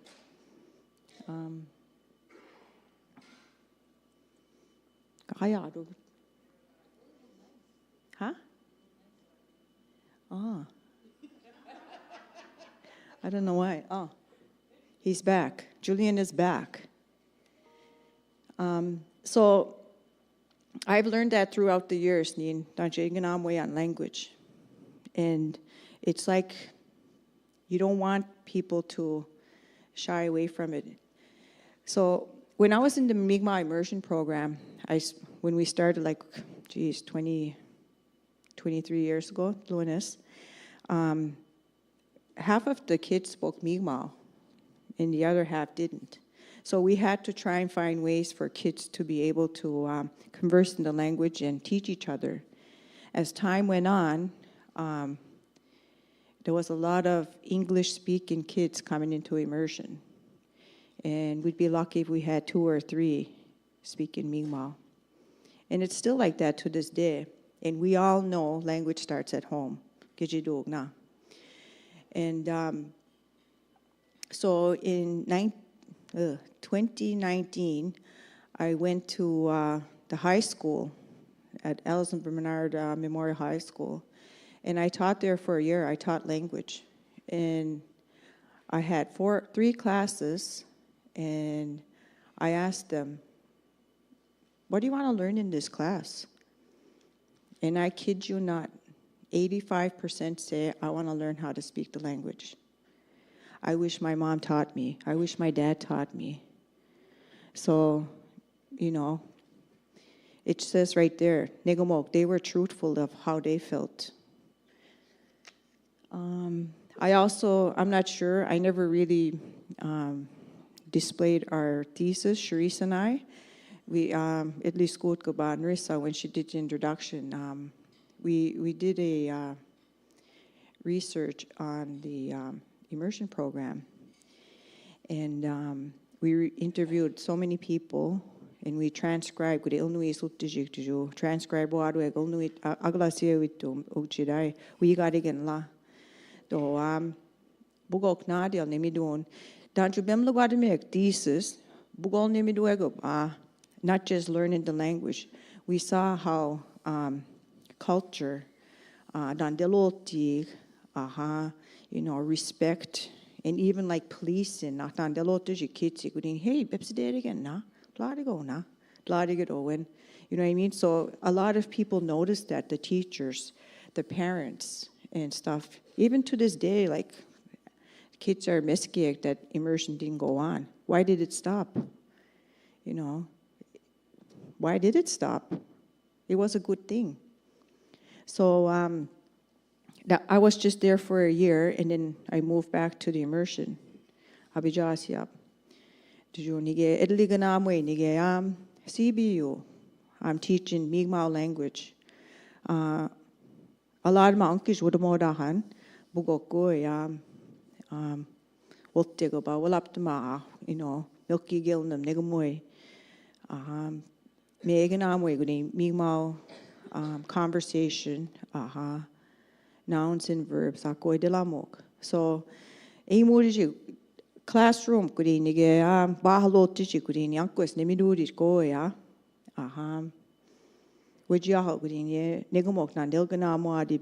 I'm sorry I'm speaking Mi'kmaq. I don't know if everybody understands, but also I was working on something for MK. I'm going to show you guys.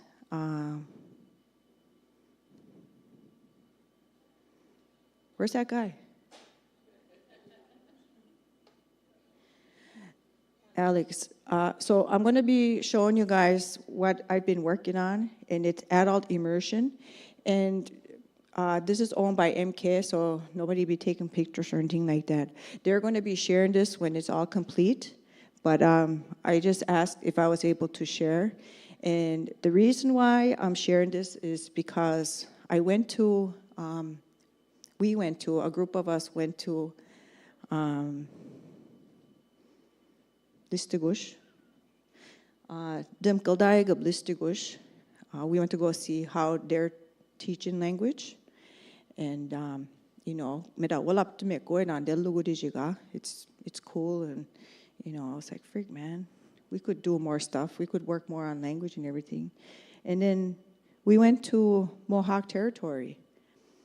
And when I was there, we went to an adult immersion school. And there was 2 binders there. There was one binder made by a fluent speaker, fluent Mohawk speaker, and the other binder was made by a second language learner. So when I looked at them, I opened the one by fluent speakers. I was like, well, yeah. Even in my head, I'm thinking, geez, I do this, yeah, same stuff, you know. And then when I opened the second language learner binder, I was like, oh my God. It was more conversational, more meaning, instead of like this book where it had like labeling lots of things from the fluent speakers binder, whereas the person that learned the language through second language learning. Okay, go back to the front page. Sorry, I'm not there yet. So when I looked at that second language learner binder, I said, geez, we got to teach our language that way. I'm not saying like, this is the best way or anything like that, but by looking at what they're doing, I was like, shit, this is a cool practice to do. So, it'll do have a unit of how we could teach the language. And, we know that it's hard for adults to learn the language. No one taking pictures. And then, so, I want to ask I'm blue up there.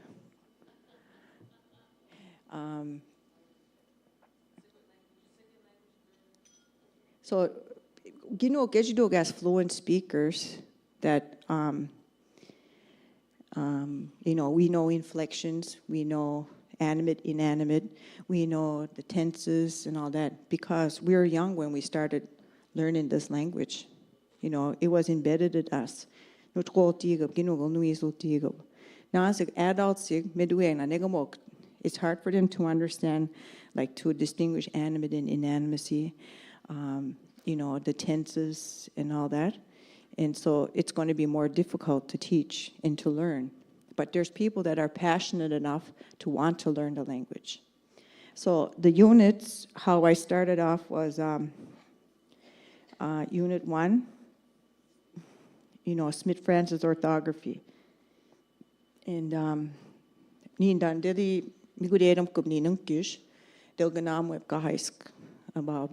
probably half of you guys here or more were taught by my mom, and you know how she did the alphabet, that chant she did.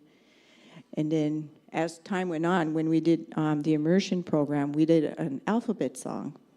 So I broke up the units, and it's up to, I think it's Unit 12. Okay, we could scroll up a bit. Okay, keep going. Go to Unit 1, yeah. So nandello go update till. Sorry, I spoke of the alphabet. The Smith-Francis alphabet, and that's mainly the alphabet we use, which is Mi'kmaq, and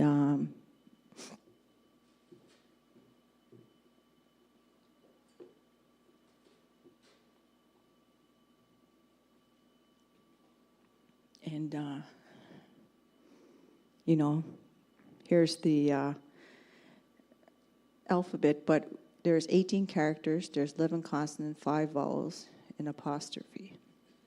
And I'm explaining each of the stuff. Keep scrolling. Can I scroll here or no? Oh yeah. Oh yeah, okay. Sorry.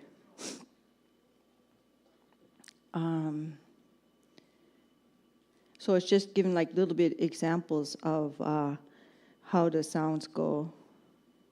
And then I went on to do this. It stopped. Is that it? Oh. So I saw this in my mom's work as well. She used the English language for the sounds. The like the sound.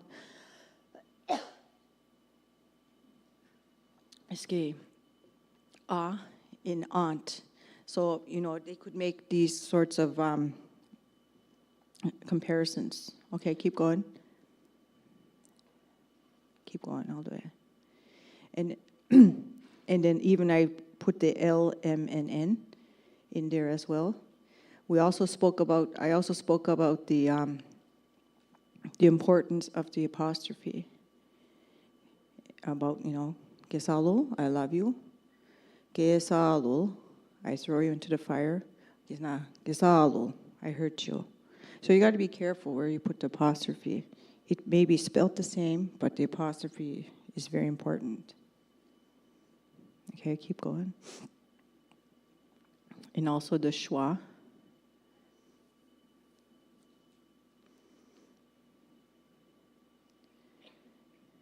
And then this is like continue on with Unit 1. Basic greetings. And I also got information too from Helen Slowboy. And these are the kind of things where you could use ingredients. What's going on? Megaro dalia. Not too much going on. Wasam daliano. That's good. Well, yeah. These are words that people could, basic conversation. Thank you. Walalin. Come in, Bisqua. WPJ, Hoboldeg anyway. Personal pronouns. So this is like the hard part too for people in language. They guys, not quayane. Bimladia, Chigan Kurueladia, and Idlima de Sankija. Chigan Kotig, the little Winigakino. So, Nadia in Delganama Siabin, Dildipahidluin, Goodini, Indian Salakoi. So, we am up in there's 6 of them here, and it's talking about me, Neen, you, Gil, him or her, Negam, us, Gino, you, plural, they, them, Negamo. And personal intonation, rising of your voice. Just talking about words like they could be a question or they could be just a sentence. So it all depends on how you say the sentence or word.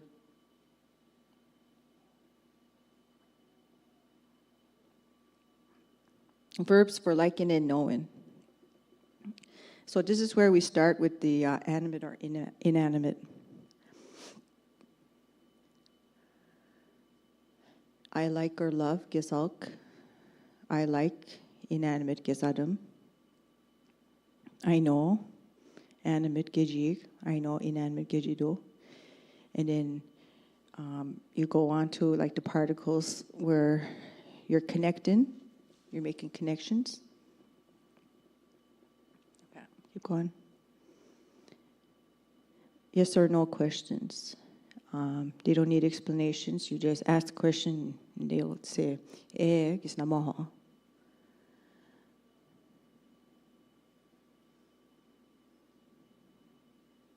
Word order, gijidokis, word order. You could say a sentence in Mi'kmaq and switch the words around. It'll mean the same.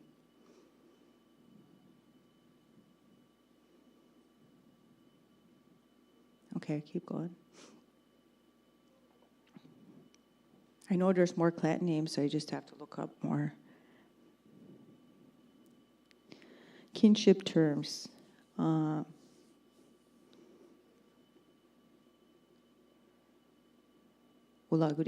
Talking about my mom, your mom, his or her mom. And I use color here because, Neen, me, you could see it starts with an N. You, Gil, starts with a K. And Negum would be W. And most likely L at the end.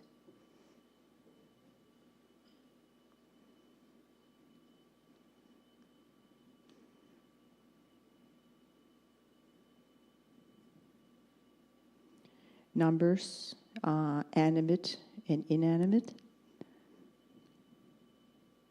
Because when you're counting things, you can't just,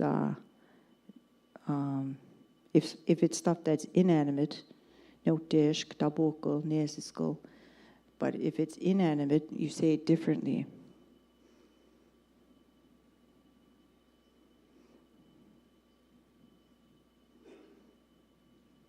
Tawijane. These are all of the age. Keep going. Verbs for loving and hating. And those come from the Niin, Gil, Negam, Gino, Gilo, Negamok.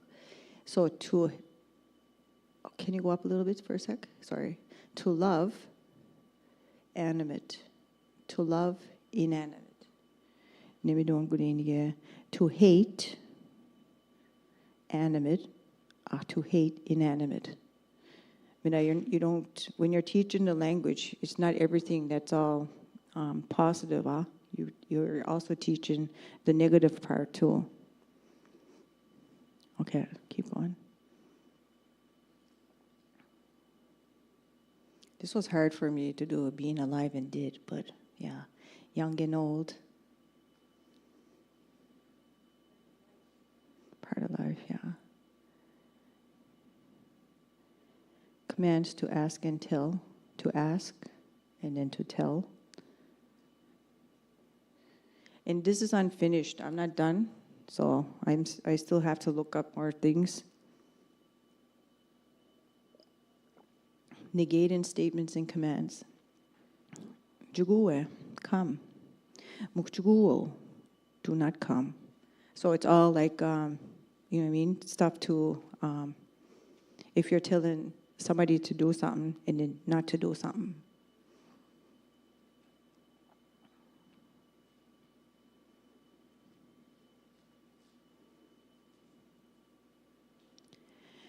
Describing verbs in the past. Marital status, counting people. Okay, this is present verb. This is your past tense verb. Like,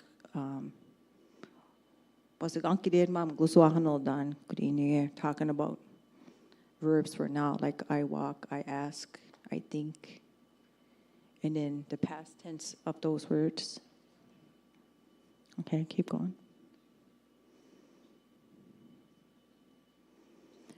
That's all I could see of marital status.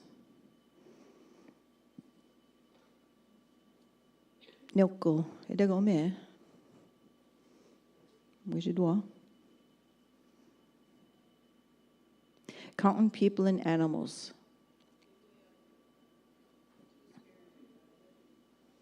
Yeah.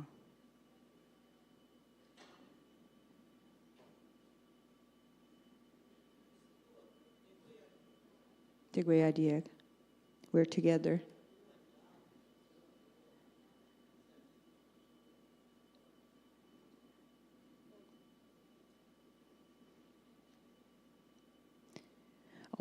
Can you go back a little bit down? Describing someone's clan and nation. Down Wedabexi, where I come from, my roots. Down Leowi, where I am from. And Meda bilud luet wena. Gis Leowi do wen damiao at gis Wedabexi do wen. Okay, keep going. This is just time of day, time of year, days of the week. It also has descriptions of why those names are called that. Okay, keep going. Time. Oh, banin. I shall go this time. At Indian time, so I really don't know. I'll get there when I get there. This is, see, I was able to do this one more. Lengths of time. Abukchigel. Kinejishgel. Wolonogel. Sabonog. So, Negamo, was good in length of time. Being here and there at different times. I am here now. I am there now. So, aim nige. Is not aim nadil nige. And it's just talking about those 6 main indication of who. This one, I don't know. This is difficult. Like, I have to do this part: place names, road names. You know, that has to look at the map. You know, this is going to be something made for not just Eskasoni. So I'd have to dig deep more into different place names of Olnuegari Lakoi. Okay, keep going.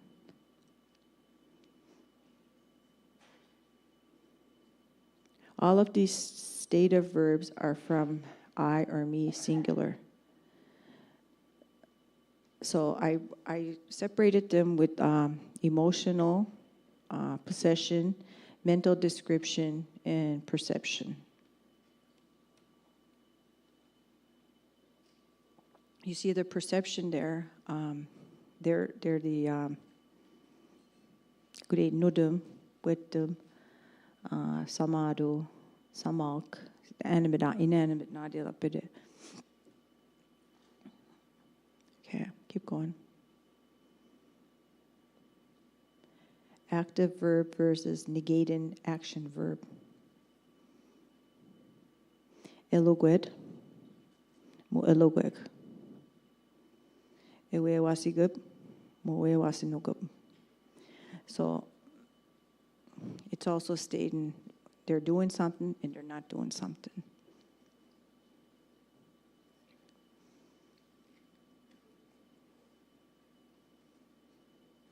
So this is more the kind of stuff that linguists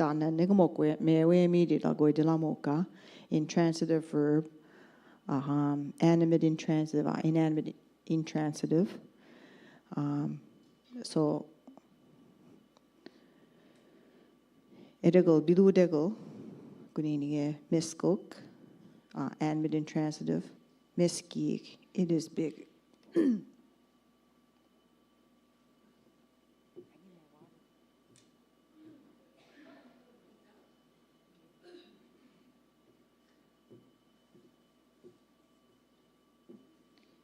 All right.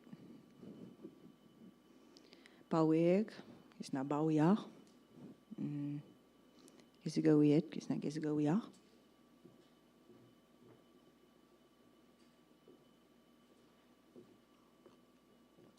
All right. So I mean, keep going.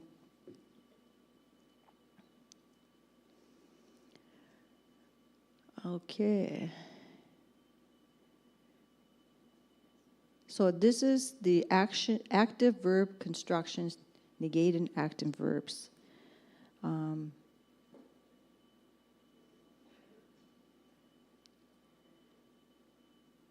It's when an animate thing is doing something to an inanimate thing. And then the negating transitive inanimate is when an animate thing is not doing something to the animate thing. So the man sees the moose. The man does not see the moose. So I just came up with sentences where I could put a negating term.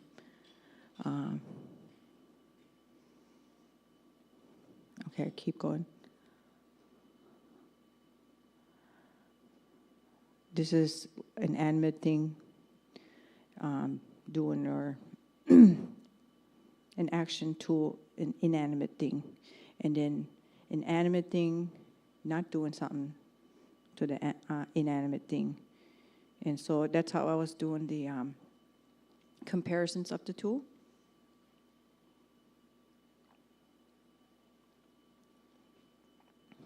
Meow. That's it. So that's how far I got so far. And anything you guys want to say? Statements, comments? Is it too hard? Or is it, do you find, I know there's people in here that are fluent speakers, and I know people here that are not fluent in their, you know, in the process of learning language. And so I was trying to figure out how we could do this in terms of like thinking of somebody that's not fluent to doing these kind of stuff.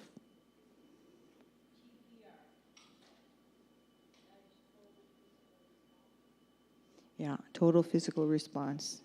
Nigamoyap.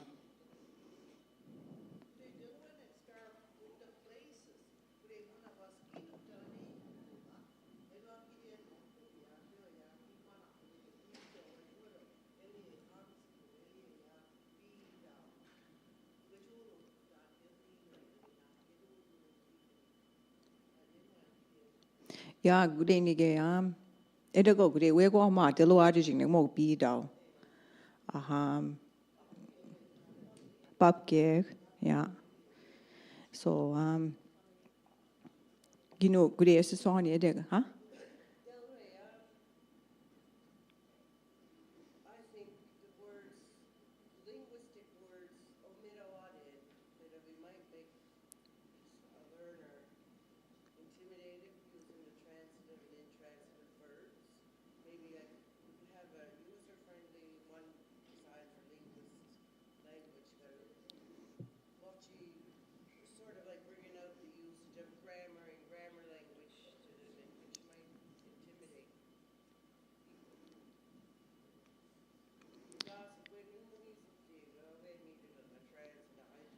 Munasig, Wiji Gadawan, Nigmuel, it's describing great Gudini Aglasio, Aglasio is Nadwin, to Dugnamas, it made Ukchiaji Nestedo, and Delmine, transitive or intransitive. But Nigmuel, that's just to describe what's going to be taught, what they're going to say.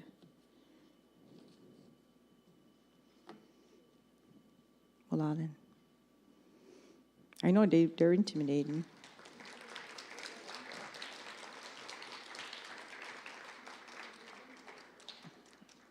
Oh, yes. Oh, yeah.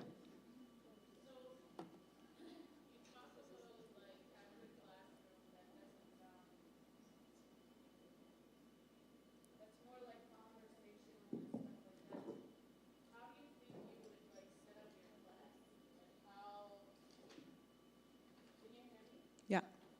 How do you think, like if you had grade 4 for an hour, right? And people say, like, don't just teach them numbers and months and colors and all this stuff.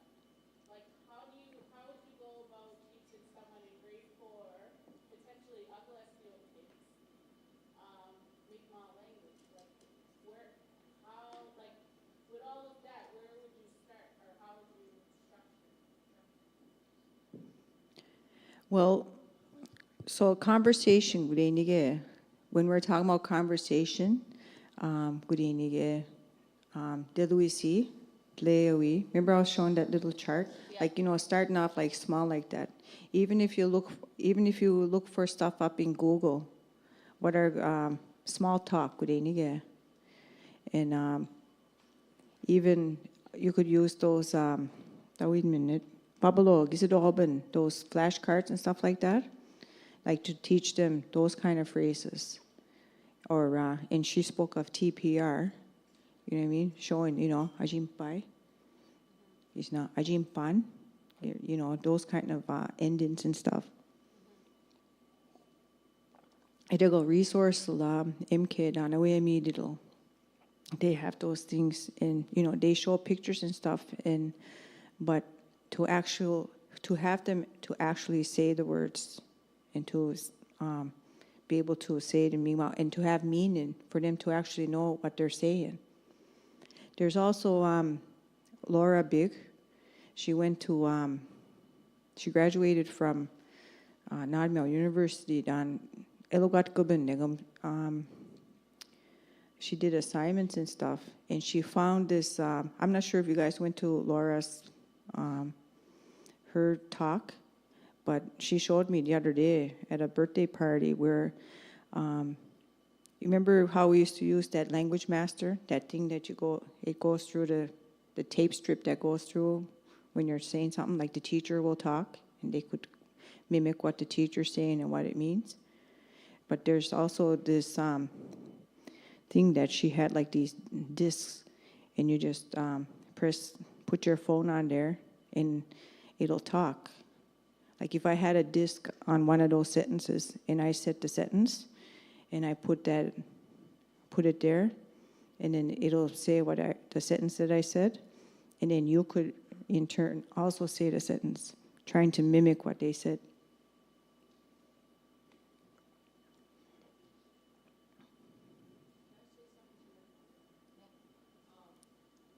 Alla microphone, swap it in.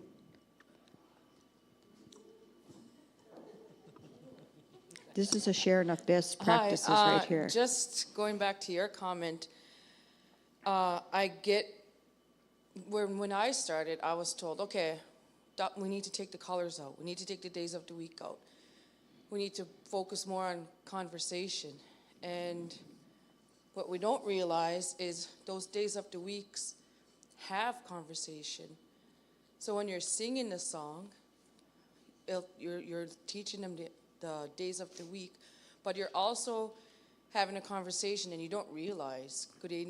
When I'm teaching the days of the week, I'm at my calendar, we're singing a song, and then I say, okay, dasuguni kiskuk. They have to tell me what day it is. Okay, kiskuk sistui, dasuguni do sabonuk.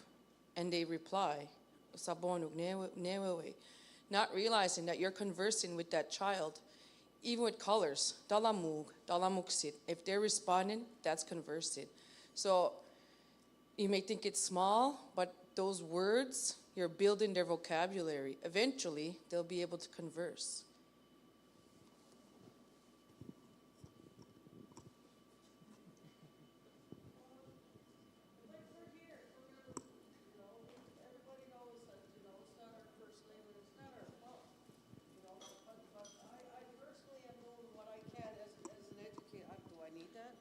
I'm pretty loud.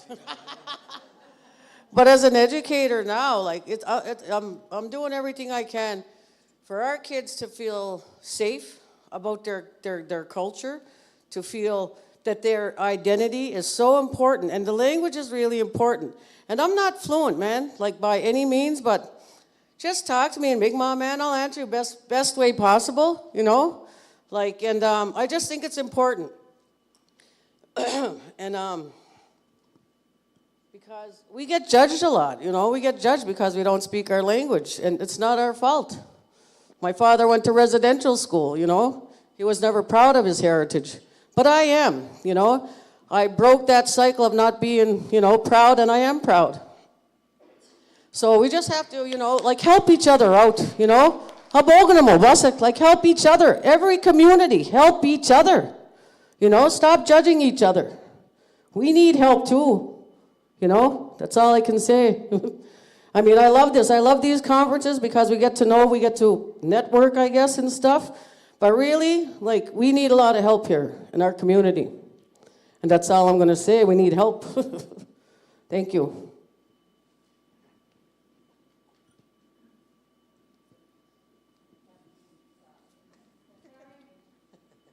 Huh? Okay. I grew up with not reading and writing Mi'kmaq. I don't want to say my age, but I'll say it. I'm only 63. Oh, okay.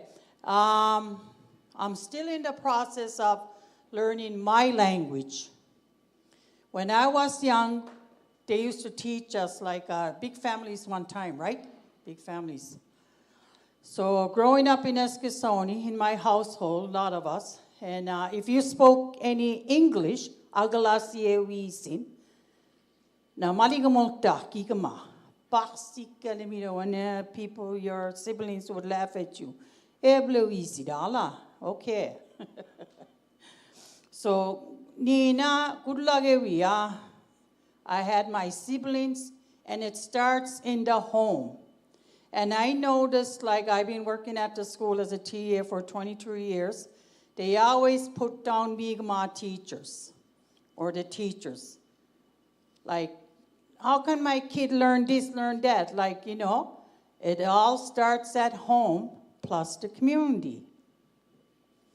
Nina, they forced French on us. To this day, I can't tell you a full paragraph in a sentence. Too bad Too bad they didn't teach us to read and write. Our children are lucky today.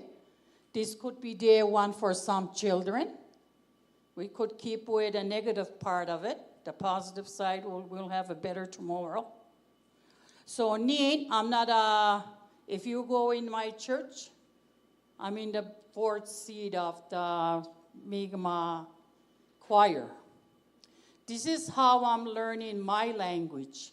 If they offer classes in Eskasoni, of course I'll go, but it's tiring, like I'm working all day. But remembering Elizabeth Ryan, she was a gem. She made us make sentences, and they were very funny. But the Mi'kmaq language is a little bit different from English.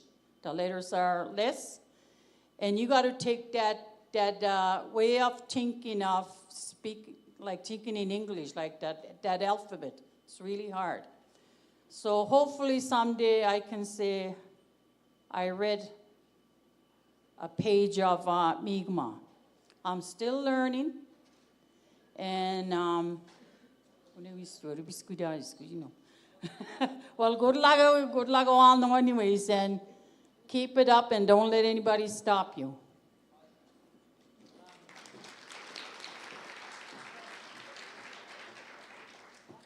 Well, Ali Ekstar, Bejigluli Ekiskuk. This is a thank you gift. Okay, I have something to say. When you go in Nuisi, Aglaseuisi, both. It was never something that I thought should be taught because it was just natural at home. Aglaseuisi, Nuisi. You get a kindergarten teacher. I'm new at this. And I find it's easier to teach the little ones one-word sentences and pictures. But to try and teach them to write, or even primary, like it's a lot to learn if you're going to try to teach them that plus they memorize the words, but as they grow older. But I never grew up having to determine, like, fluent, I'm a Nuisi, or like we just spoke it like it was nothing. All right. Okay, well, Alio, Giselle Laish, Mawodo Laish, passport to Maluk, to draw down, and Amushpala Dola, Nasisko Stample. Molada mo nesis ko stample na Giselle Guaido.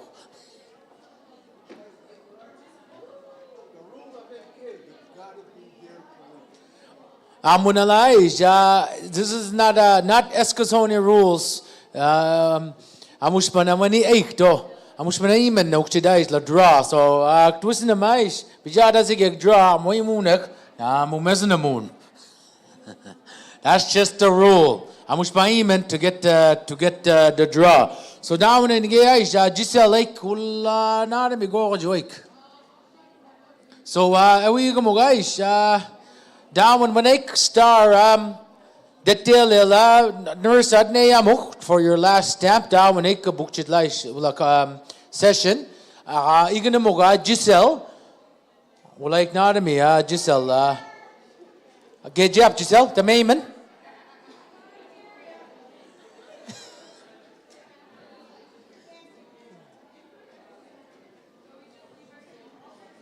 So, nesiskal stample, did you gonna mo guys, Giselle, galamana, abuk chigay, draw what this nen.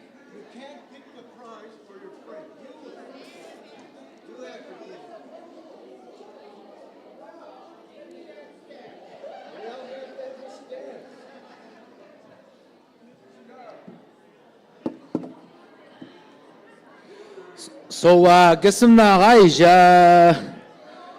so we're on break until 3 o'clock. This gives you an opportunity to get your stamps in. Go see Giselle. And the top prize is an iPhone 15. And there can only be one.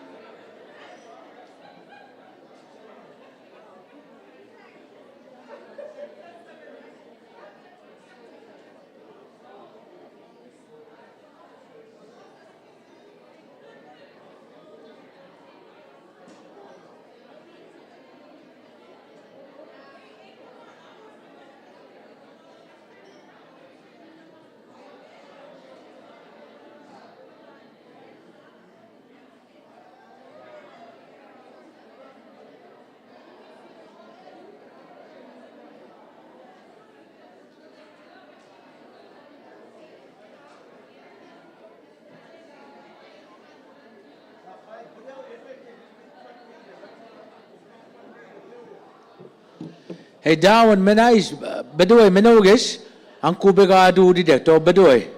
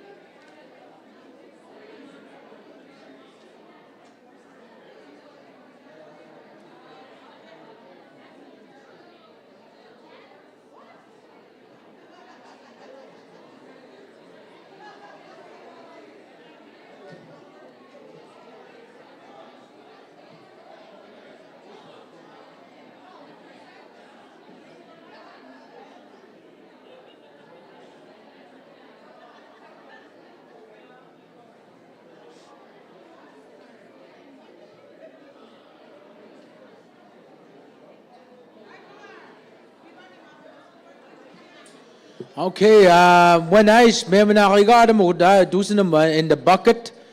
Amushbad ne Giselle. 3 stamps on your passport. Last chance to Giselle delo rabuk chigudu draw. So down when may na guys bijada mo in the draw. This is your chance. For those of you who didn't put your name in the draw, come on over here and you gotta have 3 stamps. Because if I pull one out and there's only 2 stamps, we're gonna throw it out. Get a lot, Jizzy? Yeah. That's our name. That's Giselle.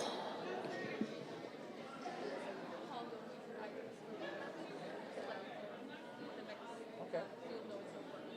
So how many draws am I doing? Hey, yeah, MK staff, get my order, guys, to all our draws and our prizes. Oh, just an FYI, MK staff cannot win. How much and debt? How much you got to be here to win? In the room, That's the iPhone?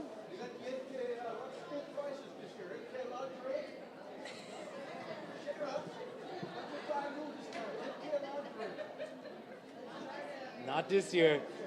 Not in the budget, John. Not in the budget this year.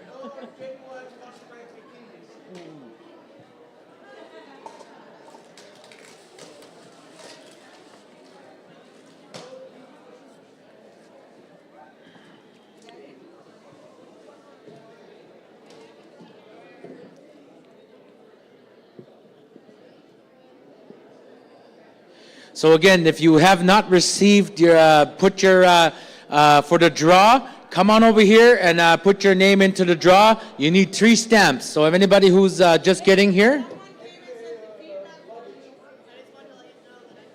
the feedback form is not working. Uh-oh.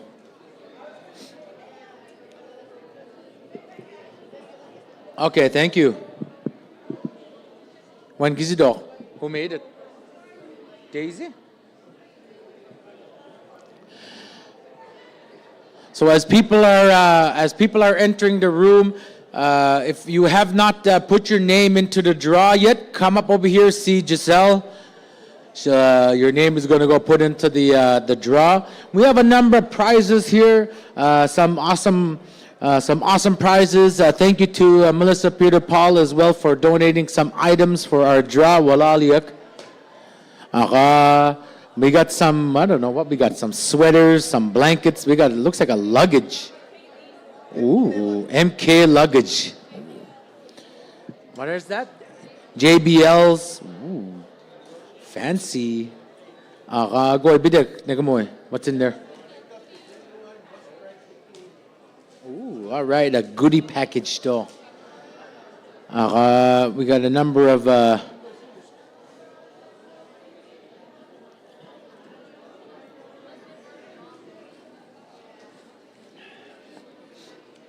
brand new iPhone 15. There can only be one.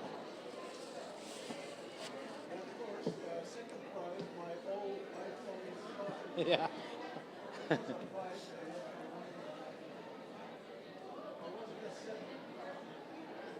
iPhone 4.5.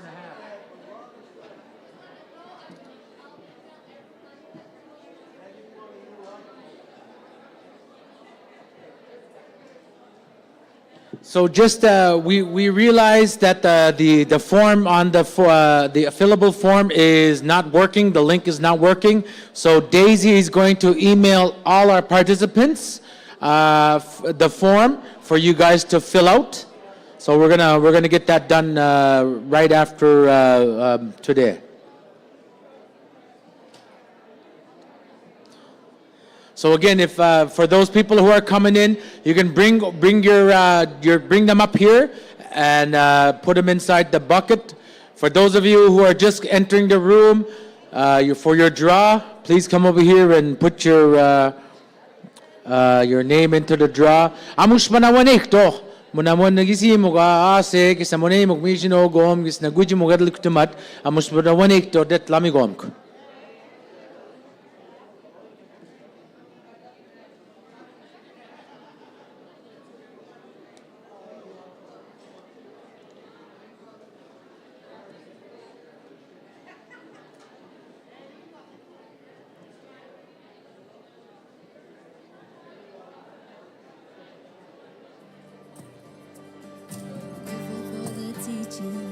Spoken by my elders, let me see the wisdom in this eagle feather. We are sitting in a circle, so let us come together. When the truth rings out, the spirit lives forever. Will I live? Will I live? Will I live? Yeah. So do it for my hometown, my people, my family, friends. You gotta do it, yo, I do it to protect you. My kin and grandparents, friends with the baby school. Son asked me, go stop it, I'ma try it. Do my best till he don't know. Yeah, got a shot and I'm dead glow. Just a quick update, the form is working now. Oh, whiskey look what ODT Daisy. It's working now, the form, the chance to win $100 though, 100 So Nige, do you want to do that draw now? Oh, you have to do that. Okay, so down when do when nice who did the Google form, down when do they'll do a draw and they'll let the winner know via email. Anybody, last chance when nice will be there in the basket. Last call, Philip.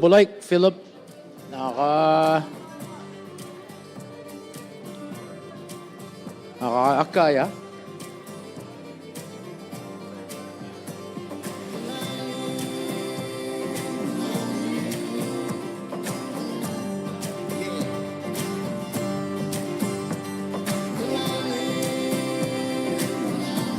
Hello, Greg. Nige. Hello, Greg.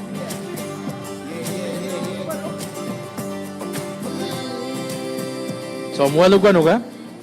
Okay, Daisy is not working again.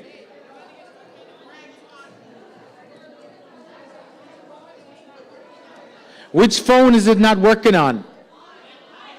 iPhone? Holy, not all at once. iPhone omsededuk. That's what it sounded like. So we'll figure that out. Again, we got a plan B. Daisy is going to email that out to everybody. We're going to blame Julian Strasfeld for that one. King Julian. We're blaming you, King Julian. We're blaming you, King Julian. That's it.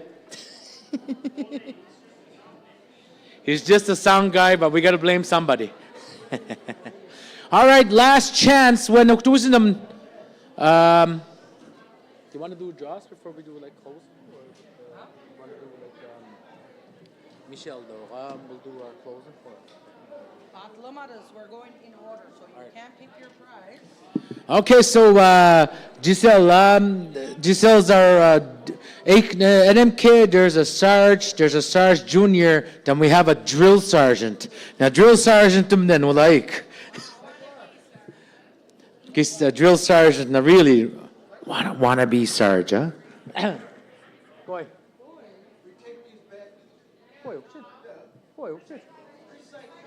Oh, okay. When guru swada mo.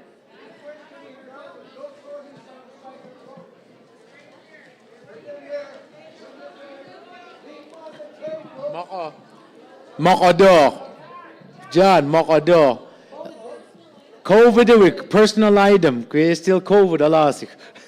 We don't want to be, keep your tag, save it for next time. All right, last chance for last call, draw when maybe na guys, bijana mo them in the bag. Okay, so Drill Sergeant Deloitte, we're gonna go in order. So down when guys mega na mo nega mo prize them. Sunto the first one nigeduk sweater wala. So the first draw will be a sweater, second draw do, and we're just gonna go in order. All right, hoodie. So hoodie, awesome MK. For the big prize right here. Yeah. Everybody's names will go back for this. So if we pick your name for this one, it'll go back into the draw, which is big prize. All right. All right. Lynn Boyce, Bodlodek, sweater, watadl. Lynn Damaiman. Stand up. I like Lynn. Right at the end. Okay. Next one is like a goodie bag. Goodie bag, do. Annika Peters, Bachenkek. I like that, yeah. Next one, JBL speaker. JBL speaker. Charlene Francis, TEC, Escazoni. Yeah, well, like. Wealth-Tech blanket. Muga manasik, manegam gis Wilteno. Gis will be down, nasik. Wealth-Tech. Oh, that's the one. That's the one. Okay, Wealth-Tech blanket. Mugis Wilteno, nasik. Gis will be down. Blaine Murray. Blaine Bodlodek.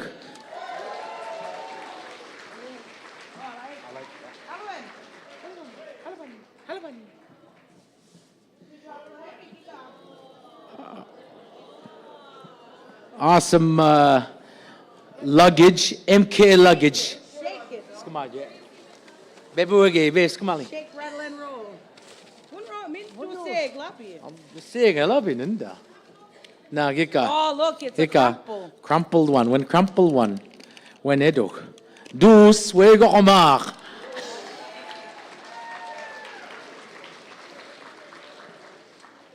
Melissa Coloring book, a poster, Melissa Peter Paul.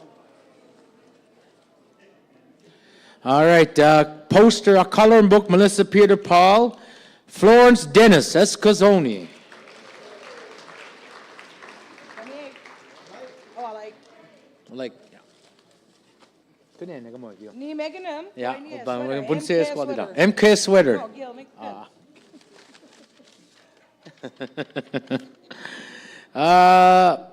Alisa Bernard Escazoni Achbachenkek, it says. Oh, I like. I like. Right down there. Kamasi up, aja. When you go to Aish. I like. MK Adidas bag. Dami, I like. Okay, Adidas bag.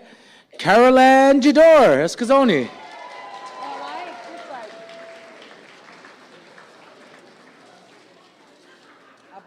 MK sweater.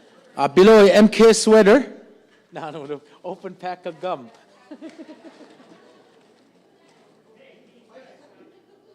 All right. Oh, folded one. Folded one. Laura McNeil, Wakamet Cook. Oh, I like. Happy Loy, I like it.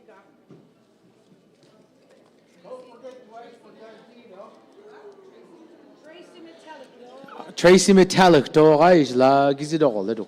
Her art.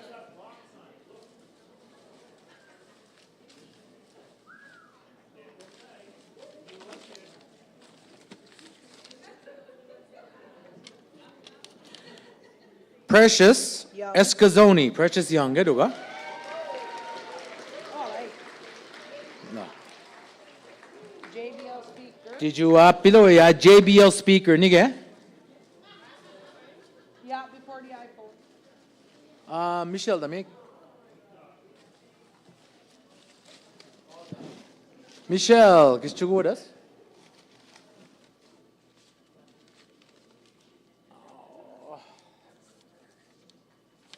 All right, Chris Gallant, Escazoni.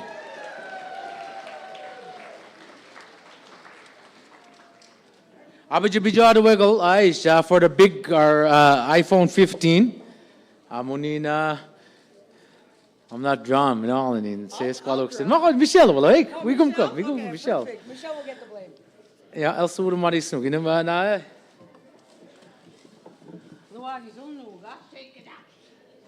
Shake it up.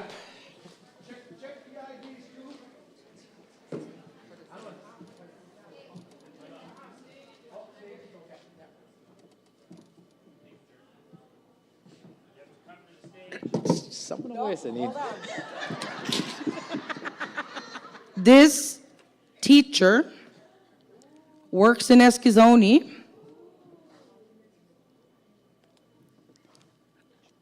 She's not Onu. Her name starts with a C. Corin McNeil. Jagua, come on up. Corin McNeil, Jagua, come on up. Or that's my res accent. I don't know if it's Corinne or Corin or, to me it's Corin. McLean, yeah. Ano ba yung last name? McNeil? Mugaja, Dandelo, she said McNeil. See, I was going to do it, but Giselle, just to be sure, Corin McLean, McLean, come on up.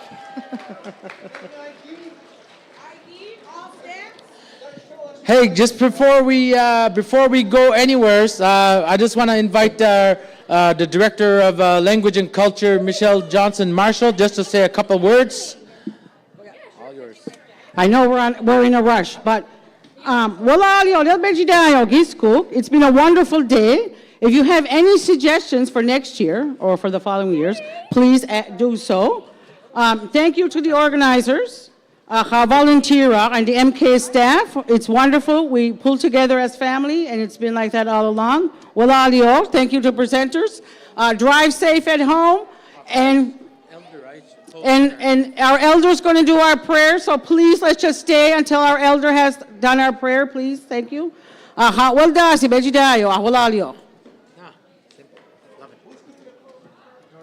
Georgina, which kuwet? Vem de kuwet, stage 2.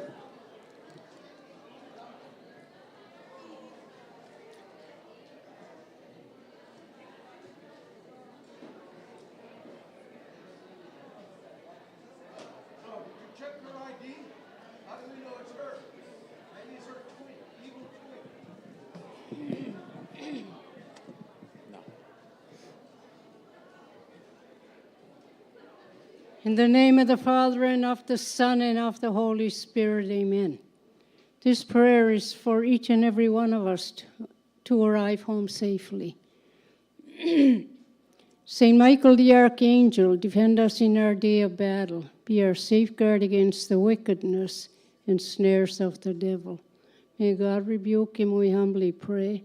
And do thou, O Prince of heavenly host, by the power of God, cast into hell Satan and all the evil spirits who prowl throughout the world, seeking to ruin of souls. Amen. In the name of the Father, and of the Son, and of the Holy Spirit. Amen. Have a safe trip. I love you.